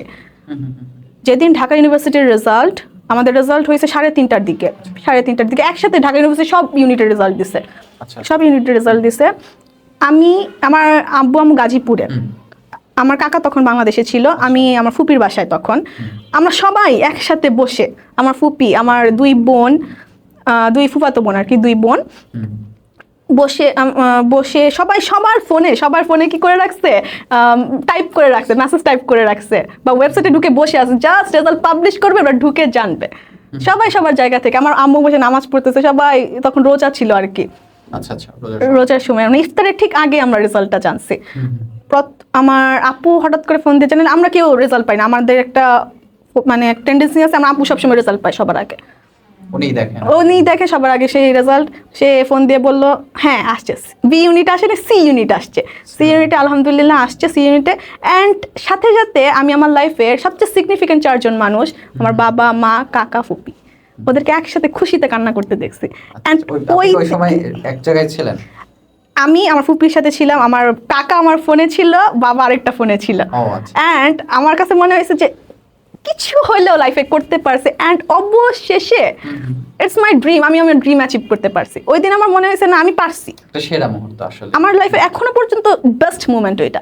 আমি ওই দিন মনে হয়েছে যে আমি ওদের জন্য কিছু করতে পারছি। আমি যে ফোন নিয়ে আম্মুকে বলছি, আম্মু আমি চান্স পাইছি, বাবা আমি চান্স পেয়ে গেছি।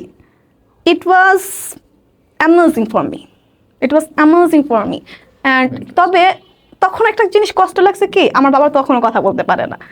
সে আমার রেজাল্ট পেয়ে সাথে সাথে খুব অস্থির হয়েছে, কান্না করে, সাথে সাথে জামা কাপড় পরে রাস্তায় গ্রামে এটা খুব সবাইকে বলতে গেছে, সবাইকে রেডি টেডি হয়ে বলতে গেছে যে আমার মেয়ে ঢাকা ইউনিভার্সিটিতে চান্স পেয়েছে, কিন্তু সে বলতে পারে নাই। সে রেডি টেডি হয়ে সব ঘুরে টুরে সবাইকে চেষ্টা করছে বলতে, কিন্তু পারে নাই। এই জিনিসটা আমার খুব কষ্ট লাগছে যে সে বলতে পারলো, সে বুঝছে কিন্তু সে তো পারতেছে না বলতে। আসলে বাবা মার একটা যখন তার সন্তানরা তার স্বপ্নের জায়গাটা যখন যায়, তখন বাবা মার চেয়ে বেশি খুশি আর কেউ হতে পারে না। আর প্রত্যেকটা বাবা মাই যখন তার সন্তানটা অনেক ভালো করে না, প্রত্যেকটা বাবা মাই একটা জানান দিতে চায় যে আমার ছেলেটা, আমার মেয়েটা। আমি তার ডেসপারেটনেস দেখে বুঝেছি যে সে বুঝতেছে যে কি আমার মেয়ে এরকম এরকম সবকিছু সে বলতে চাচ্ছে, সে পারে না। ওইটা আমার জন্য খুব খুব মানে খারাপ লাগার একটা বিষয় ছিল। কিন্তু আচ্ছা যাই হোক, এরপর ভর্তি সব হলাম, সব মানে আমি আমার লাইফটা যেরকম চাইলাম এরকম। এখন ঢাকা ইউনিভার্সিটি চান্স পাওয়ার পর কেরিয়ার তো হয়ে গেছে, আমার ড্রিম তো অ্যাচিভ হয়ে, কেরিয়ার তো হয় না, ড্রিম অ্যাচিভ হয়েছে, মানে এতদিনের ছোটোবেলা একটা ড্রিম ওটা অ্যাচিভ হয়েছে। এখন আমার মাথায় সাডেনলি একটা হিট করলো যে আমার বাবা অসুস্থ, এখন আমাকে কি করতে হবে, আর্নিংয়ে নামতে হবে। বাবার তো আর্নিং নাই, এখন আমাকে ফ্যামিলির হাল ধরতে হবে। ফ্যামিলির ফার্স্ট ইয়ার থেকে ফ্যামিলি হাত ধরার একটা চিন্তা। তখন আমার বাবা অসুস্থ হওয়ার পর থেকে আমার এইসব চিন্তা ভাবনা আসছিল। আমি ঢাকা ইউনিভার্সিটি ভর্তিও হইনি তখন, ইভেন ঢাকা ইউনিভার্সিটিতে ভর্তি হওয়ার আগে থেকেই। আপনার ভাই তো ছোট? ভাই ছোট। আমি ঢাকা ইউনিভার্সিটি ভর্তি হওয়ার আগে থেকেই কি করছি, আমি আস্তে আস্তে নিজেকে গুছাচ্ছি যে আমি জানি আস্তে আস্তে আমাকে কি করতে হবে, ধরতে হবে। আর ঢাকা ইউনিভার্সিটির ট্যাগটা থাকলে আমার জন্য আরো সহজ হবে। সো আমার মাথায় আসলো যে আর্নিং করতে হবে, অ্যান্ড শুধুমাত্র শখের বসে আর্নিং করা যাবে না। আমরা কিন্তু সবাই টুকিটাকি টিউশন সবাই করাই নিজেদের হাত খরচা চালানোর জন্য, কিন্তু আমি ভাবছি না আমাকে এখন এইভাবে করলে হবে না, প্রফেশনাল হইতে হবে, মোর professional. I need more professionalism আমার দরকার, কারণ আমাকে একটা আর্নিং একটা অ্যামাউন্ট নিয়ে আসতে হবে দিন শেষে। আমাকে ইউনিভার্সিটি এখন আমি এক্সপ্লোর করতে পারবো না, ইউনিভার্সিটি আছে, ইউনিভার্সিটির জায়গায় অ্যাটেন্ড করা শেষ আছে ইউনিভার্সিটি, বাট আমাকে এখন কি করতে হবে, হালটা ধরতে হবে। হ্যাঁ, এখন কি হইলো তো আল্লাহর ইচ্ছায় আমার বাবা মার দোয়ায় সব কিছুতে কি হইলো, রাতারাতি আমার কাছে অনেক অপরচুনিটিস চলে আসলো। আমি যে টিউশনস অপরচুনিটি, কোচিং, হ্যাঁ আমি কোচিংয়ে জয়েন করলাম। আমি যেই কোচিংয়ে পড়তাম এইচএস লেভেল, আমি সেই কোচিংয়ে জয়েন করি অ্যাজ এ টিচার। তারা আমাকে ওই সুযোগ দেয়। আচ্ছা, ওইখান থেকে আমার একটা পরিচয় শুরু হয় অ্যাজ এ টিচার। সো ওই কোচিংয়ের স্টুডেন্টদের কাছে আমি কি হয়ে গেছি, একটা ফিগার তৈরি হয়ে গেছি যে মানে মাত্র পাস করে মানে এইচএসসি পাস করে আবার ঢাকা ইউনিভার্সিটি অ্যাটেন্ড করছি। সো ওদের কাছে আমি কি একটা পপুলার ফিগার হয়ে গেলাম। তো সবার কাছে আমি খুব পপুলার ফিগার হয়ে গেলাম। সো আমার কাছে ঢাকা ইউনিভার্সিটি ট্যাগ আসার পরে আমার খুব টিউশনস অফার চলে আসে, আমি সেগুলো নেইও। অ্যান্ড আলহামদুলিল্লাহ আমি খুব ভালো একটা আর্নিংস করতে পারি, আমার ফ্যামিলির জন্য একটা ভালো আর্নিংস করতে পারি। কিন্তু যখন জুলাই বিপ্লবের পর ক্লাস শুরু হলো, এখন তো আর আগের মতো টিউশনে টাইম দিতে পারছি না এখন। আর তখন মাত্র আমি পড়াশোনা স্টার্টও করিনি, ইউনিভার্সিটি বুঝে ওঠারও একটা ব্যাপার আছে। ওই ইউনিভার্সিটি পড়াশোনার ধরনই তো আলাদা।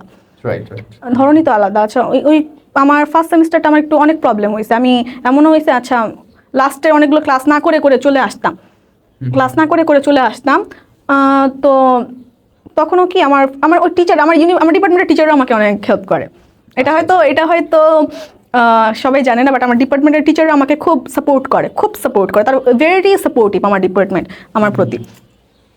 তার এবার আমি একটা কাউন্সিলিংয়ে গেছিলাম, আমার একটা টিচার বলছে ওকে ফাইন, আমি তাকে বলছিলাম যে আমি এখনো পর্যন্ত কোনো এক্সট্রা কারিকুলাম অ্যাক্টিভিটিসে লিপ্ত হতে পারি না, আমার এত শখের ইউনিভার্সিটি। তারপরে এখন যে এক হচ্ছে ইউনিভার্সিটি শখের জায়গাটা অতটা পূরণ হয়তো করতে পারছেন না, কিন্তু হয়তো অবস্থান করতে পেরেছেন, কিন্তু ফ্যামিলি হালটাও যেহেতু ধরতে হবে বা হচ্ছে, ওই জায়গা থেকে তো আপনার আর্নিংটা আসলে। হ্যাঁ, আর্নিংটা শুরু করলাম। আচ্ছা, ফার্স্ট সেমিস্টারটা কোনো রকম উতরাইলাম, পড়াশোনায় যতটুকু টাইম দিতে পারছি, দেওয়ার কথা ততটুকু দিতে পারি নাই, বাট আমি কি কভার আপ করার চেষ্টা করছিলাম। তখনও ব্যালেন্স হয়ে যাচ্ছিল, আমার উপর অনেক চাপ হয়ে যাচ্ছে বাট ব্যালেন্স হয়ে যাচ্ছিল।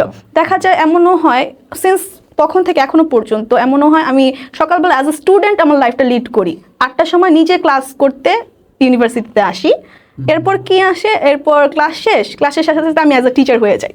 স্টুডেন্ট হিসেবে আমার দিন শুরু হয়, দিন শেষ হয় টিচার হিসেবে। এখনো পর্যন্ত সকাল 8টা থেকে রাত 8টা-9টা পর্যন্ত আমার জার্নি চলে।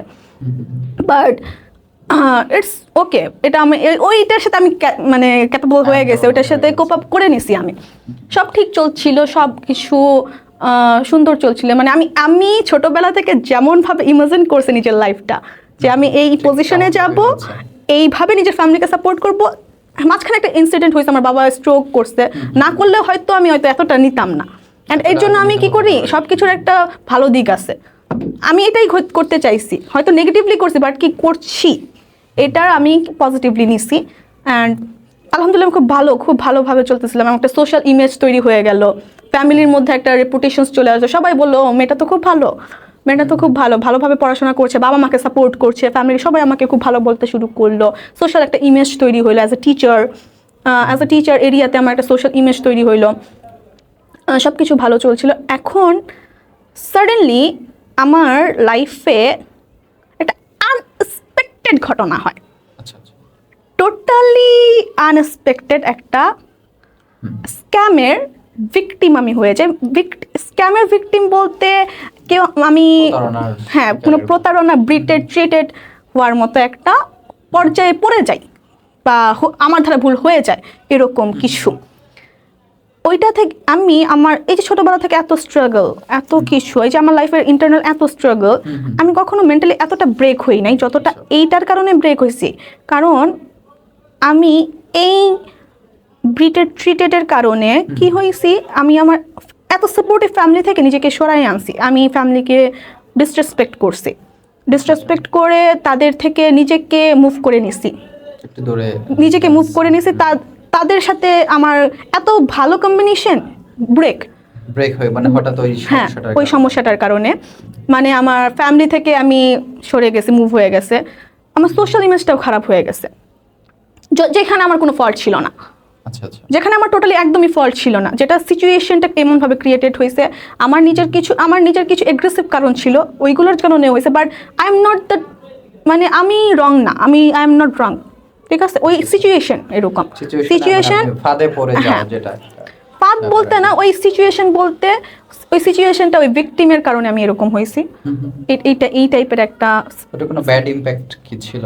ওইটার ব্যাড ইমপ্যাক্ট বলতে এই যে তখন আমার বললাম না মেন্টাল ব্রেকডাউন, আমার মতো একজন, হ্যাঁ আমি নর্মালি খুব পজিটিভ অ্যান্ড স্ট্রং মেয়ে, আমার কথা আমি এটা বিলিভ করি। আর কে আমাকে বিলিভ করতেছে আই ডোন্ট নো, বাট আমি মনে করি আমি খুব স্ট্রং অ্যান্ড পজিটিভ মেয়ে। তখন কি হয়েছে, ফ্যামিলি থেকে তো মুভ করে নিলাম, অ্যান্ড আমার সোশ্যাল ইমেজও খারাপ হইলো, অ্যান্ড আমি মেন্টালি ব্রেকডাউনের কারণে আমি পড়াশোনা থেকে একাডেমিক একদম সরে আসলাম। আমি যে এত পড়াশোনা পছন্দ করি, যে পড়াশোনা এত ঝামেলার মধ্যে আমি পড়াশোনা ব্যালেন্স করে রাখছি, আমি একটা সার্টেন সিজিপিএ ধরে রাখছি এত ব্রেকডাউনের মধ্যেও। বাট ওইটার কারণে আমার একাডেমিক ফলও শুরু হইলো, কারণ কি আমি পড়াশোনার মন দিতে পারছি না। সব কিছু মিলাইয়া রাতারাতি আমি কালকেও যেখানে ভালো মেয়ে সবার কাছে ভালো মেয়ে ছিলাম, রাতারাতি আমার কাছে সবাই আমার থেকে দূরে, সবাই আমাকে বাজে বলতেছে, যে জিনিসটা আমি নিতে পারলাম না। অ্যান্ড আমি কোনো জায়গায় যখন আমি বুঝলাম যে আমি ট্রিটেড হয়েছি, তখন আমার আরও মেন্টাল ব্রেকডাউন হলো যে ওয়াই মি, আমার সাথে তো আমি তো ভালো মেয়ে, আমার সাথে কেন এরকম হওয়ার কথা, আমার সাথে এরকম হওয়ার কথা না। আমি তো যথেষ্ট ভালো, আমি তো কোনো খারাপ কিছু করি না কারোর সাথে, ওয়াই মি? অ্যান্ড আমি কি করলাম? আমি তো ভুল করলাম, আর নিজের প্রতি খুব মানে গিল্টি রিগ্রেট হচ্ছিল, আমি কি করছি, হোয়াট ইজ ইট? আমি কেন আমার ফ্যামিলি থেকে মুভ করছি? আমি কেন আমার সোশ্যাল ইমেজ খারাপ করছি? এটা তো হওয়ার কথা ছিল না, না? আনএক্সপেক্টেড ঘটনা কেন হইলো? এরকম হয় আমাদের বিভিন্ন লাইফে, আসলে চলতে গিয়ে হয় কি, মানে আমরা বিভিন্ন স্ক্যাম, যেটা আপনি বলেন স্ক্যামের শিকার হওয়া, অনেক কিছু না বুঝো দেখা গেছে ওই জিনিসটা পরে বুঝতে পারেন যে আসলে এই জিনিসটা কতটা বোকামো ছিল। এরপর যেই এত স্ট্রাগল আমাকে ভাঙতে পারে নাই, স্ট্রাগলটা আমাকে, এই ব্রেকডাউনটা আমাকে সুইসাইড পর্যন্ত নিয়ে গেছে। Suicide, can you imagine suicide and me? It's suicide, you know, not one time, it's two time. Yeah, it's twist time. Like first time আমি সুইসাইড অ্যাটেম্প করে ফেলছি একদম, এমন কত স্টুপিডিটি করছিলাম। লাইক হয়তো আল্লাহর অশেষ রহমতে আমি ওই দিন ফিরে আসছি। আমার না হলে আই থিঙ্ক ফিরে আসা সম্ভব ছিল না, যেটা আমি করছি যেটা কারণ আমার ফিরে আসা সম্ভব ছিল না। আমি 8 থেকে 10টার মতো স্লিপিং পিল কনজিউম করে নিয়েছিলাম, বাট সেটা ডাইজেস্ট হয় নাই, ফিরে আসছে ভমিটিংয়ের মাধ্যমে ফিরে আসছে। বাট আমার ফিজিক্যাল অনেক ক্ষতি হয়েছে এটার কারণে। আমি প্রায় অনেকদিন অসুস্থ হয়ে গেছিলাম, বাট যদিও সেটা আমার ফ্যামিলি মেম্বাররা আমার অসুস্থতার কারণটা জানতো না, দে ডোন্ট নো দ্যাট আমি, তারা এগুলো জানতো না, তারা এগুলো মানে আমার সুইসাইড অ্যাটেম্পের জিনিসটা তারা জানতো না। তারা জানতো আমি অসুস্থ হয়ে গেছি, বিভিন্ন কারণে অসুস্থ হয়ে গেছি। অ্যান্ড যখন আমার ওই মুহূর্তে আমি একটা জিনিস ফিল করছি, আমার ফ্যামিলি সোশ্যালি সবাই আমার থেকে ডিসকানেক্টেড হয়ে গেছে just for my one wrong step. এমন কিছু না, আমার একটা জাস্ট ওয়ান রং স্টেপ জাস্ট। হ্যাঁ, আমি তেমন ডিপার ভিক্টিমও হই নাই, বাট কি আমি মেন্টালি ভেঙে গেছি। আমি সবার সাথে ডিসরেসপেক্ট, খারাপ ব্যবহার করছি, একটা বিষয় নিয়ে সবার সাথে খারাপ বিহেভ করছি। বাট সবাই যখন আমাকে সবার থেকে আমি সরে আসছিলাম, কালকে পর্যন্ত যেখানে ভালো ছিলাম সবার থেকে আমি সরে আসছি, but only two people, it's my বাবা অ্যান্ড মা। বাবা মা ছাড়া তখন আমার ওয়ার্ল্ডে কেউ আমাকে হেল্প করে নাই। তখন আমি একটা জিনিস, আমার বাবা আমাকে ওইখান থেকে রেস্কিউ করে, বাবা আমাকে ওখানে রেস্কিউ করে আমাকে গাজীপুর নিয়ে একটু আমাকে সুস্থ করে আর কি। অ্যান্ড আমার আমার অসুস্থতার পর্যায়ে আমার বাবা মা আমাকে এমনভাবে, আমার মা আমাকে হাতে তুলে খাওয়াইছে ছোট্ট বাচ্চার মতো, কারণ কি আমার খাওয়ার শক্তিটাও ছিল না আমার কাছে আসলে। অ্যান্ড তখন আমি ফিল করলাম যে হোয়াট ইজ ইট, আমি কি করছি, আমি নিজেকে কেন শেষ করব, ওয়াই? আমার বাবা মার চোখের দিকে আমি তাকাইছি যে তার এত কিছুর পরে তারা তো আমাকে ফেলে যায় নাই, এভরিওয়ান সবাই আমাকে ছেড়ে চলে গেছে, বাট বাবা মা তো আমাকে ছেড়ে চলে যায় নাই। আসলে কি মানে আমার এই খুব খারাপ লাগতেছে বিষয়টা শুনে। যেমন ধরেন আমাদের জীবন সঙ্গী বা আমরা কাউকে ধরেন ভালোবাসি বা বিয়ে করতে চাই বা যে কোনো কিছু ক্ষেত্রে আমরা একটু অনেক কিছু বেছে তারপরে সিদ্ধান্ত নিই, তাই না? বা বাজারে একটা জিনিস কিনতে গেলে সব কিছু ক্ষেত্রে, বা ধরেন আপনি কাউকে বিয়ে করতে চান, তাকে অনেক কিছু দেখাশোনার বিষয় আছে, দেখে শুনি করেন। কিন্তু বাবা মা এমন একটা জিনিস, একটা সন্তান আমি দেখেছি এরকম অনেক সন্তান পা নাই, হাত নাই, বা হাত আছে অনেক পঙ্গুর মতো অবস্থা, তাহলে বাবা মা কিন্তু সেই সন্তানকে ফেলে দেয় না। বাবা মা কখনো, কিন্তু আমরা হয়তো তাদের ওই রকম গুরুত্বটা দেই না, কিন্তু এই জায়গাটা আসলে অসাধারণ। বাবা মার আবার সব ক্ষেত্রে এরকম হয় না যদিও, বাট বেশিরভাগই বাবা মার কিন্তু সাপোর্টটা এরকম অসাধারণ লেভেলে থাকে, যেটা আদিবার আসলে ভাগ্যে ছিল বিদায় সে আসলে ওই স্ক্যাম থেকে বেরিয়ে আসতে পেরেছেন। জি, তারপর আমি বললাম না, আমি শুরু থেকেই বললাম না, আমি নিজের থেরাপিস্ট হইতে পারি। যখন আমি দেখি একদম ব্রেক হয়ে গেছি, আমি নিজেকে উঠাইতে পারি আসলে এটা কিন্তু আমি নিজেকে আবার উঠাইতে পারি, একদম যতটুকু ভাঙছি তার থেকে ডাবল ভাবে উঠাইতে পারি নিজেকে আমি। আচ্ছা, আমি আবার মাইন্ডসেট করলাম, I have to work, I have to lead my life. আমি গাজীপুর থেকে ঢাকায় ব্যাক করলাম। ঢাকায় ব্যাক করে অলরেডি তখন আমার মেন্টালি ব্রেক হওয়ার কারণে আমার কাছে যতগুলো কাজ ছিল আমি ততগুলো কাজ কন্টিনিউ করতে পারি নাই, মানে টিউশনস ছিল আমি আর কন্টিনিউ করতে পারলাম না। আমার কাছে আমি আর্থিকভাবে, ফাইন্যান্সিয়ালভাবে খুব ডাউন হয়ে গেছিলাম। আমার নিজেরও সেভিংসও ছিল, সেগুলো আমি খরচ করে ফেলছিলাম, কারণ কি আমার বিভিন্ন কারণে, অসুস্থতার সব কিছুর কারণে। লাইক এরপর আমার বাবা মা তখন আমাকে সাপোর্ট করতেছে, আমার একাডেমিকের কথা তো আমি নাই বলি, একাডেমিকে প্রচুর পিছাই গেছে।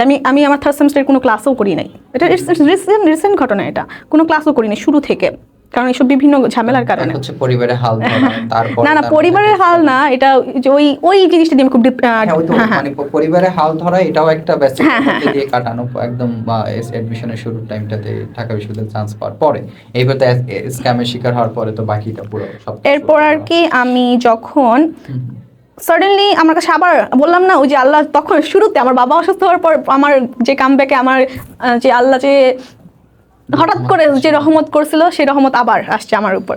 সাডেনলি আমার 2-1টা পোস্ট, টিউশন পোস্টের কারণে আমি আবার সাডেনলি হিউজ টিউশন পোস্ট পেতে পারলাম। হিউজ টিউশন পোস্ট আমার কাছে আসতে থাকলো, অ্যান্ড আমি আবার ঘুরে দাঁড়াইলাম, ফাইন্যান্সিয়ালি ঘুরে দাঁড়াইলাম। এবার ফাইন্যান্সিয়ালি আমি ঘুরে দাঁড়ালাম, অ্যান্ড এবার আগের থেকে বেশি প্রফেশনাল হওয়া শুরু করলাম, বেশি প্রফেশনালি নিজের লাইফ, ফিনান্সিয়ালি নিজেকে আরও বেশি এস্টাবলিশ করার চেষ্টা করলাম। আমার মাথায় আসছে যে আমাকে এবার ফাইন্যান্সিয়ালি এস্টাবলিশড হইতে হবে আর একাডেমিক্যালি স্ট্রং হইতে হবে। এই দুইটা যখন আসবে তখন আমার সোশ্যাল ইমেজ বলেন, সব কিছু ঢেকে যাবে, সব কিছু ঢেকে যাবে। অ্যান্ড আমার বাবা মাকে আমাকে সবচেয়ে বেশি সাপোর্ট করতে হবে, যে কারণ ওই সাপোর্ট, ওদের ওই জিনিসটা আমাকে ট্রিগার করছে যে you have to live for your parents only, you have to live for your parents only, nothing else. তুমি নিজের ফ্যামিলির জন্য করো, নিজের প্যারেন্টসের, আর কারোর জন্য করতে হবে না। তুমি নিজের হ্যাপিনেসের জন্য করতে হবে না, বাবা মার হ্যাপিনেসের জন্য করো। সেটাই। আচ্ছা, আমাদের যেমন আপনার বা আমাদের যেমন আমরা যখন ভার্সিটিতে চান্স পাই বা পড়াশোনা করি, তখন বয়স কত, 18-20 বছর এরকম। 18-20 বছর ধরে আমাদের বাবা মার উপর ভর করে কিন্তু আমাদের চলতে হয়েছে, তার লালন পালন করেছেন। আর আমরা কি 1 মাসের একটা হোক সেটা সম্পর্ক বা হচ্ছে 1 মাসের একটা আসক্ত যে কোনো কিছুর ক্ষেত্রে, এটার জন্য কিন্তু আমরা বাবা মাকে অনেকে কিন্তু দূরে সরিয়ে রাখি, করে রাখি। সো এটা কিন্তু খুবই খারাপ জিনিস, যেটা ভবিষ্যতের জন্য আসলে একটা মানুষকে খুব ব্যর্থতায় পর্যবেসিত করতে পারে। কিন্তু ওই যে কামব্যাকটা করাটা, আদিবাবুর যে বিষয়টা আমি খুবই ইন্টারেস্টিং ভাই। অনেক স্টুডেন্টরা দেখছি, ওই স্টুডেন্ট না মানে সবার লাইফে, মানে কামব্যাক করাটা আসলে সবার দ্বারা কিন্তু সম্ভব হয় না। যখন কেউ একটা ফেইল হয় তখন সে জিনিসটাতে আগে যেটা ভালো করতো সেগুলোতেও কিন্তু আরো ডিসঅ্যাপয়েন্টেড হয়ে যায়। কিন্তু কামব্যাক করাটা লাইফে কিন্তু অনেক বেশি গুরুত্বপূর্ণ। মানে আপনার যেখান থেকে শেষ সেখান থেকে মানে সৃষ্টিকর্তা শুরু। সো ওইরকম একটা ধ্যান জ্ঞান নিয়েছে আমাদের সবকিছুতেই করা উচিত। তারপর এবার আমি তো এতদিন ফুপির বাসায় থাকতাম আর কি, আমার মানে আমি একা থাকতাম, ঢাকায় একা থাকতাম, ফুপির বাসায় থাকতাম, বাবা মা গাজীপুর থাকতো। এবার আমি নিজের মাইন্ডকে সেট করলাম, আমি সবসময় চাইতাম যে আমার বাবা মা নিয়ে আমি ঢাকায় সেট হব। কিন্তু এটা আমার প্ল্যান, আমার সব বললাম না প্ল্যানিং থাকে, এটা প্ল্যানটা ছিল আরও আচ্ছা গ্র্যাজুয়েশন কমপ্লিট হোক, আমি একটা স্টেবল পজিশনে যাই। তারপর আমার প্ল্যান ছিল আমার ছোটো ভাইকে, আমি যেই এডুকেশনটা পাইনি, আমার যে এডুকেশন ঘাটতিটা ছিল সেটা যাতে সে না হয়, তাকে ঢাকায় নিয়ে এসে পড়াশোনা করানো, সেটা হয়তো আমি আর 2-3 বছর পরে ভাবতাম, যখন আমি একটা স্টেবল, আমি এক নিজের স্টেবল পর্যায়ে যাব। এবার আমি ভাবলাম ইটস ওকে ফাইন, এত প্ল্যান করে কিছু হবে না, নিয়ে আসবো, ঢাকায় নিয়ে আসবো। আমি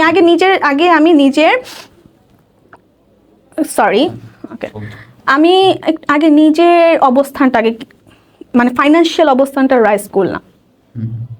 ফাইন্যান্সিয়াল অবস্থানটা রাইজ করার পরে নিজে বাসা নিলাম, নিজে সব কিছু সেট করলাম, বাবা মাকে গাজীপুর থেকে ঢাকায় সেট করলাম। আচ্ছা, ঢাকায় সেট করার পরে এবার আমার সামনে আরো বড় চ্যালেঞ্জ, কারণ ঢাকায় একটা ফ্যামিলি চালানো মুখের কথা না, খুবই tough. And as a student এটা আরও টাফ, কারণ আমি শুধুমাত্র ওইখানে ফোকাস করতে পারবো না, আমি শুধু আমার ফ্যামিলির রেসপন্সিবিলিটিসে ফোকাস করতে পারবো না, আমাকে কি করতে হবে, আমার পড়াশোনাটাও চালাইতে হবে। আর এখন শুধু ফ্যামিলির রেসপন্সিবিলিটিস না, এটা আমার নিজের সংসার হয়ে গেছে, এখন সবকিছু এখন আমার কি, আমার নিজেকে সাপোর্ট দিতে হবে, আরো বড় রেসপন্সিবিলিটিস। এক্ষেত্রে আমি কিন্তু এখন ওই ভিকটিম, মানে ওই সিচুয়েশনটার পরে আমি আমার যে কাকা ফুপি আমাকে এত হেল্প করছে তাদের কাছে এখনো ফিরে যাই নাই আমি। এবার আমি ভাবছি যে ইটস টেক টাইম নে, আমি নিজেকে তৈরি করি, তারা আমাকে যেভাবে দেখতে চাইছে আমি ওইভাবে নিজেকে তৈরি করে আবার তাদের কাছে ফিরে যাব। আশা করছি আমাদের আজকের এই যে এপিসোডটি হয়তো আপনার আঙ্কেল আন্টিও দেখবেন, আই ডোন্ট নো, আমি তাদেরকে বলতে যাব আমি ফিরে আসবো যেইভাবে তারা আমাকে দেখতে চাইছে সেইভাবে, তারা আমাকে দেখতে চাইছে, আমার কাকা আমার ফুপি তারা চায় যে যাতে আমার কাকার খুব ইচ্ছা আমি বিসিএস ক্যাডার হই, কারণ আমার কাজিনসরা সবাই অ্যাব্রোডে থাকে, দেশে একজন থাকবে, দেশে একজন থাকে এবং হাইয়েস্ট পজিশনে থাকবে। আমি ফিরে আসবো। আমি আজকে বললাম আমি কেন এখনো যাচ্ছি না, এখনো অনেকের প্রবলেম যে এখন তো সবার সামনে সবকিছু ক্লিয়ার হয়ে গেছে, not your not fault, it's not your fault, তাহলে কেন আমি কেন সবার থেকে দূরে আসি, আমি দূরে আসি cause I need time and আমি বের হয়ে আসছি একটা ফল্ট ভাবে, আমি ফিরে যাব হাইয়েস্ট পজিশনে, ইনশাল্লাহ আমি হাইয়েস্ট একটা পজিশনে ফিরে যাব, যেটা হওয়ার কথা ছিল সেটা হয়ে ফিরে যাব আমি। হ্যাঁ, এখানে আমার অনেক স্ট্রাগল করতে হবে, আমি জানি আমার সামনে অনেক স্ট্রাগলিং বাকি আছে। আমি থার্ড সেমিস্টারে পড়াশোনা করতে, সেকেন্ড ইয়ার, এখনও আমার অনেকটা পড়াশোনা বাকি, আমাকে একাডেমিক্যালি এখনও স্টেবল করতে হবে। আচ্ছা, মাঝখানে আমি একটা ছোট্ট জিনিস অ্যাড করি, আমার ফার্স্ট সুইসাইড অ্যাটেম্পের পর কিন্তু আমি ঘুরে দাঁড়াই নাই, আমার মাঝখানে আবার বললাম না টুইস্ট টাইম, আচ্ছা 2বার হচ্ছে, হ্যাঁ, আমার ইউনিভার্সিটির টপ ফ্লোরে দাঁড়ায় আমি সুইসাইড অ্যাটেম্পের কথা চিন্তা করছি। এটা কখন? হ্যাঁ, এটা কখন? একদিন আমার কাছে ফুল জিনিসটা রিভিল হয়েছে, তখনই আমার আর কি নিজের জিনিসটা ফিল হয়েছে যে হোয়াট আর ইউ ডুইং, তুমি কি করছো, তুমি যা করছো তা ভুল ছিল, তুমি ব্রিটেড হয়েছো, তুমি চিটেড হয়েছো। তখন আমার কাছে মনে হয়েছে যে আমি আর নিজের লাইফটা লিড করতে চাচ্ছি না, কিন্তু আমাকে করতে হচ্ছে। আমি চাচ্ছি না কিন্তু আমাকে জোর করে করতে হচ্ছে, কজ আমার বাবা মার জন্য, কারণ আমি ছাড়া ওদের কি হবে, আমি ছাড়া এখন ওরা কোথায় যাবে।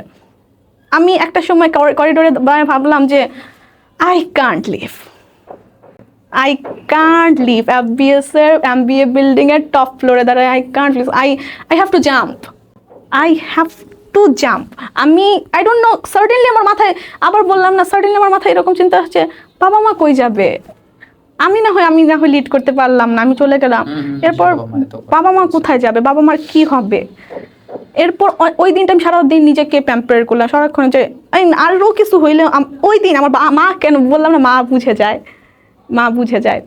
মা বাসায় ফেরার পরে কেন জানি আমাকে হঠাৎ করে বললো, তুমি যখন জন্মগ্রহণ করছো তুমি প্রিম্যাচুয়ার বেবি ছিলা, তুমি 7 মাস বয়সে জন্মগ্রহণ করছো, তুমি যখন জন্মগ্রহণ করছো তুমি ভালো করে কান্না করতে পারো নাই, ডাক্তার তোমাকে জোর করে কান্না করাইছে, আমার প্রচুর কষ্ট হয়েছে তোমার জন্মের সময়, আর তুমি একটা চিটেড ছোট্ট একটা জিনিস নিয়ে নিজের উপর কেন এরকম অত্যাচার করতেছো, নিজেকে কেন কষ্ট দিচ্ছ, তুমি তো যথেষ্ট ভালো মেয়ে, তোমার মতো মেয়ে আমি পেয়ে সত্যিই গর্বিত,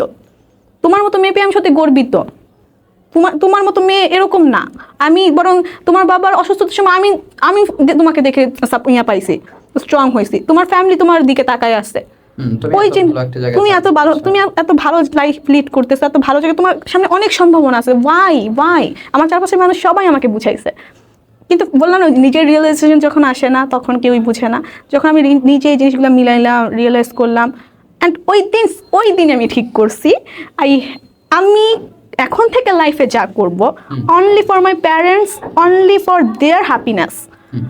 হ্যাঁ, কিছু আমি এখন মজা টজা করি, বাট আমার মাথায় এখনো সেট আছে আমি কি করব।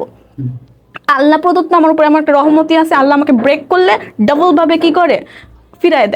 ভাবে ফিরায় দেয়, যেই প্ল্যানটা আমি বললাম না, সবকিছুর পজিটিভনেস আমি খুঁজে বের করি, যে আমার লাইফে ওই ব্রেকডাউনটা না হলে আমি এই ডিসিশনসটা নিতাম না বাবা মাকে নিয়ে ঢাকায় সেট হওয়ার, আমার ছোট ভাইকে হয়তো আরো 2-3 বছর পরে আমি ঢাকায় নিয়ে আসতাম, তাই না? সো এই যে আমি কিন্তু এইগুলোই চাইছি, তাই না, আমার লাইফে আমার ফ্যামিলিকে ভালো একটা পজিশনে রাখার, আমি তো ওইগুলোই করতেছি, হয়তো আমার যেইভাবে আসার কথা, আমার লাইফে সবসময় যেইভাবে যা আসার কথা ওইভাবে আসে নাই, বাট আল্লাহ তোমাকে ওইগুলোই দিচ্ছে, অ্যান্ড আমার মনে হয় আমি আরও বোল্ডলি এখন নিজের লাইফ লিড করতে পারতেছি, আমি এখন খুব ফ্রি বার্ডের মতো লাইফ লিড করতে পারছি, অ্যান্ড এটা আমার খুব ইন্সপায়ার করে। অ্যান্ড আমি সবার উদ্দেশ্যে একটা কথা বলতে চাই যে জীবনকে জীবনের গতিতে চলতে দিতে হয়, জীবনই গন্তব্যে পৌঁছায় দিবে, আর এই গতিটা সবসময় সঠিক থাকবে না, স্ট্রেট থাকবে না, আঁকা বাঁকা হবে, বাট ইটস লাইফ, এটা এন্ড হবে, এটা তোমাকে আমাকে নিজেকে শেষ করতে হবে না, এটা নিজের সময় মতো নিজের গন্তব্যে গিয়ে ঠিকই এটা এন্ড আপ হবে। বাট ততক্ষণ পর্যন্ত just see what's going on, just দেখতে থাকো and try hard and hard, try more and more. এটাই হলো কঠোর পরিশ্রম। হ্যাঁ, পরিশ্রম। আর অনেকে, যেমন আমি এমন একটা লিড করছি যে আমি এই যে আমার ফুল জার্নিতে কারো হেল্প নিব না। আমি আমার ফুল জার্নিতে আমি যদি কখনো ফাইন্যান্সিয়ালভাবে আটকে যাই, কারো হেল্প নিব না। ইটস নট, এটা আমার অ্যাগ্রেসিভ মুড না, এটা আমার রুডনেস না, এটা আমার নিজের একটা ডিটারমিনেশন। আমি যতক্ষণ পারতেছি আমি করব, আমি লাস্ট অবধি কোনো কিছু লাইফে আটকায় থাকে না। এমন আমরা অনেকে চিন্তা করি যে, আমার মাথায় সবসময়, আমার মা অনেক সময় চিন্তা করছে তুই কেমনে সামলাবি, তুই সামলাবি, যে কেমনে হবে। আমি তাকে বলছি যে কোনো কিছু আটকায় থাকবে না।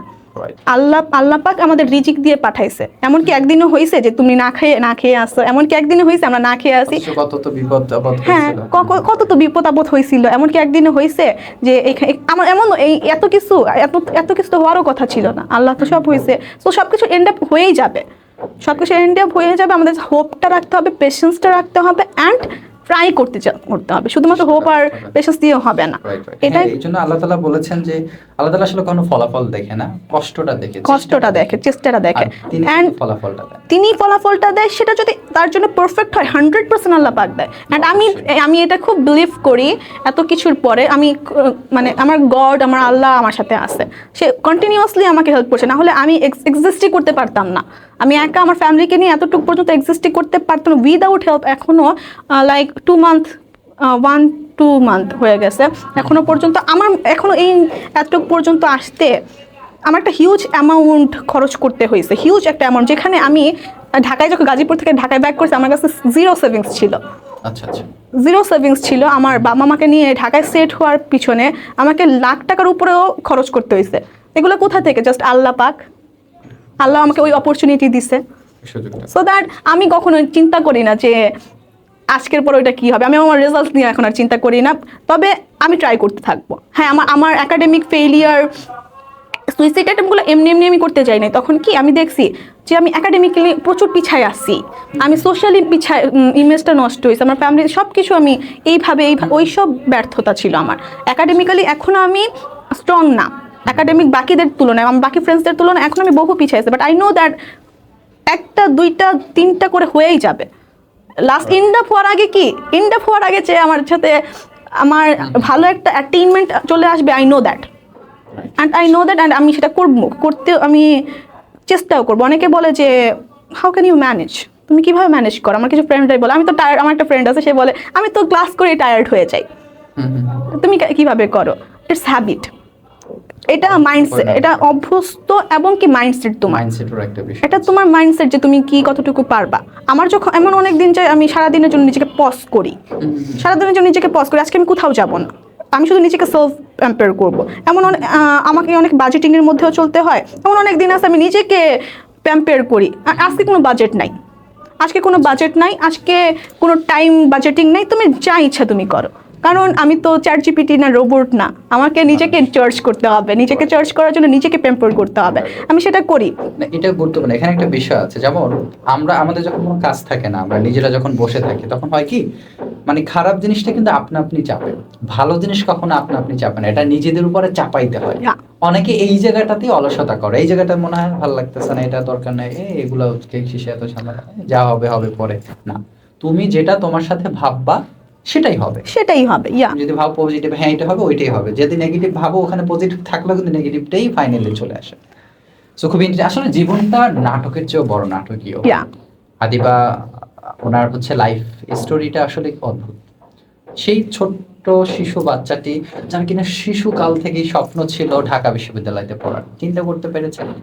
এখন সেই ঢাকা বিশ্ববিদ্যালয়তে সে পড়ছেন, তার বাবা মাকেও এখন সাপোর্ট দিচ্ছেন, তার বাবা মা তার সাথে রাখছেন।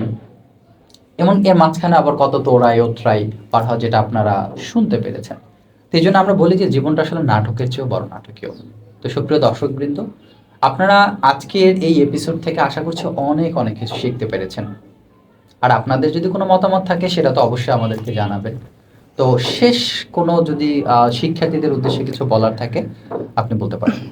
স্টুডেন্টসদের উদ্দেশ্যে আমি বলবো, আমি দেখছি, আমি নিজে এটা ফিল করছি, আমার আমি যেসব স্টুডেন্টস পড়াচ্ছি তাদের সাথে মিশে তাদের মাইন্ডসেটটা দেখছি, ক্লাস 9-10 বাচ্চাদের বেশি মাইন্ডসেট আমি দেখছি, বাবা মার কথা ভালো লাগে না শুনতে, বাবা মার কথা শুনতে একদম ভালো লাগে না। বাট এই বয়সে সত্যিই শুনতে ভালো লাগে না। দিন শেষে বাবা মা ছাড়া, ফ্যামিলি মেম্বার্স ছাড়া কেউ থাকবে না, সেটা ট্রাস্ট মি।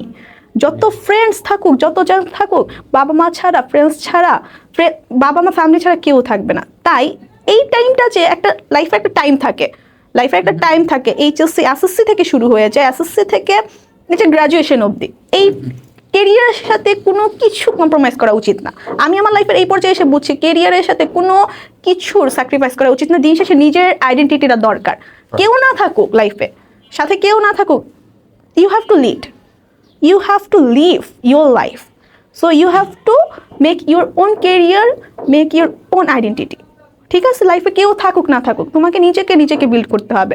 নিজের হ্যাপিনেসের জন্য কিছু করার দরকার নেই, নিজের বাবা মার হ্যাপিনেসের জন্য করো। বাবা মা হ্যাপি হইলে নিজের হ্যাপিনেস এমনি চলে আসবে, এমনি নিজের কন্টেন্টমেন্ট চলে আসবে। কত রঙিন রঙিন বিষয় দেখা যায়, হ্যাঁ আসলে এগুলো কিছুই থাকবে না। একটা সময় বিভিন্ন ধাক্কায়, বিভিন্ন কিছুতে প্রুফ হয়ে যাবে। অ্যান্ড ধাক্কা লাইফে, আর সবচেয়ে বড় কথা আমি বললাম, আমার লাইফ হোক, যার সবার নিজের ওন স্ট্রাগল আছে, সবার লাইফে নিজের স্ট্রাগলস আছে। আমার লাইফ এই দিক দিয়ে আমি স্ট্রাগল আছে, অনেকে ভালো পজিশনে থাকে, সে ভিতরে অনেক স্ট্রাগলিং করতেছে।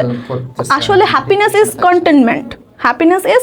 কন্টেন্টমেন্ট। তুমি কোন জায়গায় আছো, তুমি নিজেকে সেট করো, নিজের মাইন্ড সেট করে নিজে এগিয়ে যাও। যে অবস্থানে থাকা সেখানে হ্যাপি রাখা, নিজেকে হ্যাপি রাখার দায়িত্ব নিজের। আর এরপরে আচ্ছা, আর নিজের যেই বললাম না, লাইফে গতি সবসময় সেম থাকবে না, লাইফ সোজা চলবে, বাঁকা চলবে, বাট এটা কি নিজেই শেষ হবে। আমি অনেক স্টুপিডিটি করছি, আজকে আল্লাহর রহমত ছিল আমার সাথে, আমি সেটা ওভারকাম করছি, সেটা তো নাও হইতে পারতো, তাই লাইফে কখনো নিজে এইসব স্টুপিড কাজ, শিট টাইপের কাজ করাই উচিত না। আমার নিজের অভিজ্ঞতা থেকে আমি এগুলো বলতেছি। আর লাইফ তোমাকে অপরচুনিটি দিবে হাজারটা, কাজে লাগতে হবে। আমরা অনেকে মনে করি আমি জিপিএ 5 পাই নাই, আমার জীবন শেষ। আমি ঢাকা ইউনিভার্সিটি, আমি নিজেও মনে করতাম হয়তো ওই টাইমে, ঢাকা ইউনিভার্সিটি পাই নাই, আমি একটা ভালো ইউনিভার্সিটি পাই নাই, আমার জীবন শেষ। এমনকি কেউ দেখছো যে কেউ ইউনিভার্সিটির অভাবে গ্রাজুয়েশন না করে আসে? না, এমন তো হয় নাই। আল্লাহ যেটা রাখছে সেটা হবেই, তবে কি ট্রাই করে যাইতে হবে, তোমার ট্রাই দেখে তোমার কাছে তোমার জিনিসটা আসবে। And finally it's your life, your choice, make it worth it. ধন্যবাদ আদিবা, ঢাকা বিশ্ববিদ্যালয়ের শিক্ষার্থী। তো এখানে একটা ইন্টারেস্টিং পয়েন্ট আছে, আমি কয়েকটা সেকেন্ডে শেষ করতে চাই আজকের এই এপিসোডটা। সেটা হচ্ছে আদিবা এখন পড়াশোনা করছেন সেকেন্ড ইয়ার। ইন্টারেস্টিং পয়েন্ট, আপনারা বুঝতে পেরেছেন কিনা জানি না, মানে আমি একটু অবাক হওয়ার মতো, সত্যিকার অর্থে। ঢাকা শহরে হাজারো লক্ষ শিক্ষার্থীরা যারা অনার্স মাস্টার শেষ করে জব প্রস্তুতি নিচ্ছেন, 30 বছর 28 বছর হয়ে যাচ্ছে, এখনো জব খুঁজতেছে, পরিবারে হাল ধরতে পারেনি। সেখানে একটা মেয়ে সেকেন্ড ইয়ারে পড়ে পুরো ফ্যামিলির হাল ধরা, মানে চিন্তা করতে পারছেন? Can you imagine that? অসাধারণ বিষয়টা আসলে। মানে তার স্ট্রাগলের জায়গাটা কোথায় ছিল, এটা কিন্তু ছোটখাটো ব্যাপার না, এটা শুধু বলার মধ্যে না। আপনি জাস্ট একটু যারা স্ট্রাগল করেন তারা এই বিষয়টা আরো ভালো বুঝতে পারবেন। যখন আপনি নিজে 5-6 হাজার টাকাও ভালো মতো ম্যানেজ করে চলতে পারেন না, তখন একটা পরিবার ঢাকা শহরে মিনিমাম হিউজ পরিমাণ একটা অ্যামাউন্টের ব্যাপার থাকে, তো সেটা ম্যানেজ করে চলা, সব মেনটেন্স করা সো টাফ। অ্যাকচুয়ালি মানে আল্লাহ তাআলা সবাইকে একটা অসীম সম্ভাবনা দিয়েছেন। এই সম্ভাবনাটা জাগ্রত করার দায়িত্বটা আপনার কর্মের মাধ্যমে, আপনার চেষ্টাটার মাধ্যমে, যেটা আদিবা বারবার বলে এসেছেন। তো যাই হোক, অনেক কথা বললাম, অনেক আড্ডা দিলাম আদিবা খানকে। আপনাকে অসংখ্য ধন্যবাদ আমাদেরকে সময় দেওয়ার জন্য, এবং দর্শকদেরকেও অসংখ্য ধন্যবাদ যারা এতক্ষণ ধরে আমাদেরকে শুনেছেন, দেখেছেন, জেনেছেন। আপনাদের মতামত জানাবেন, এবং দেখা হবে পরবর্তী কোনো একটা এপিসোডে। তো আজকে মতো এখানেই বিদায় নিচ্ছি। আমি বিডি লাভ এডুকেশন থেকে আজমল হাসান। সবাই ভালো থাকেন, সুস্থ থাকেন, আল্লাহ হাফেজ।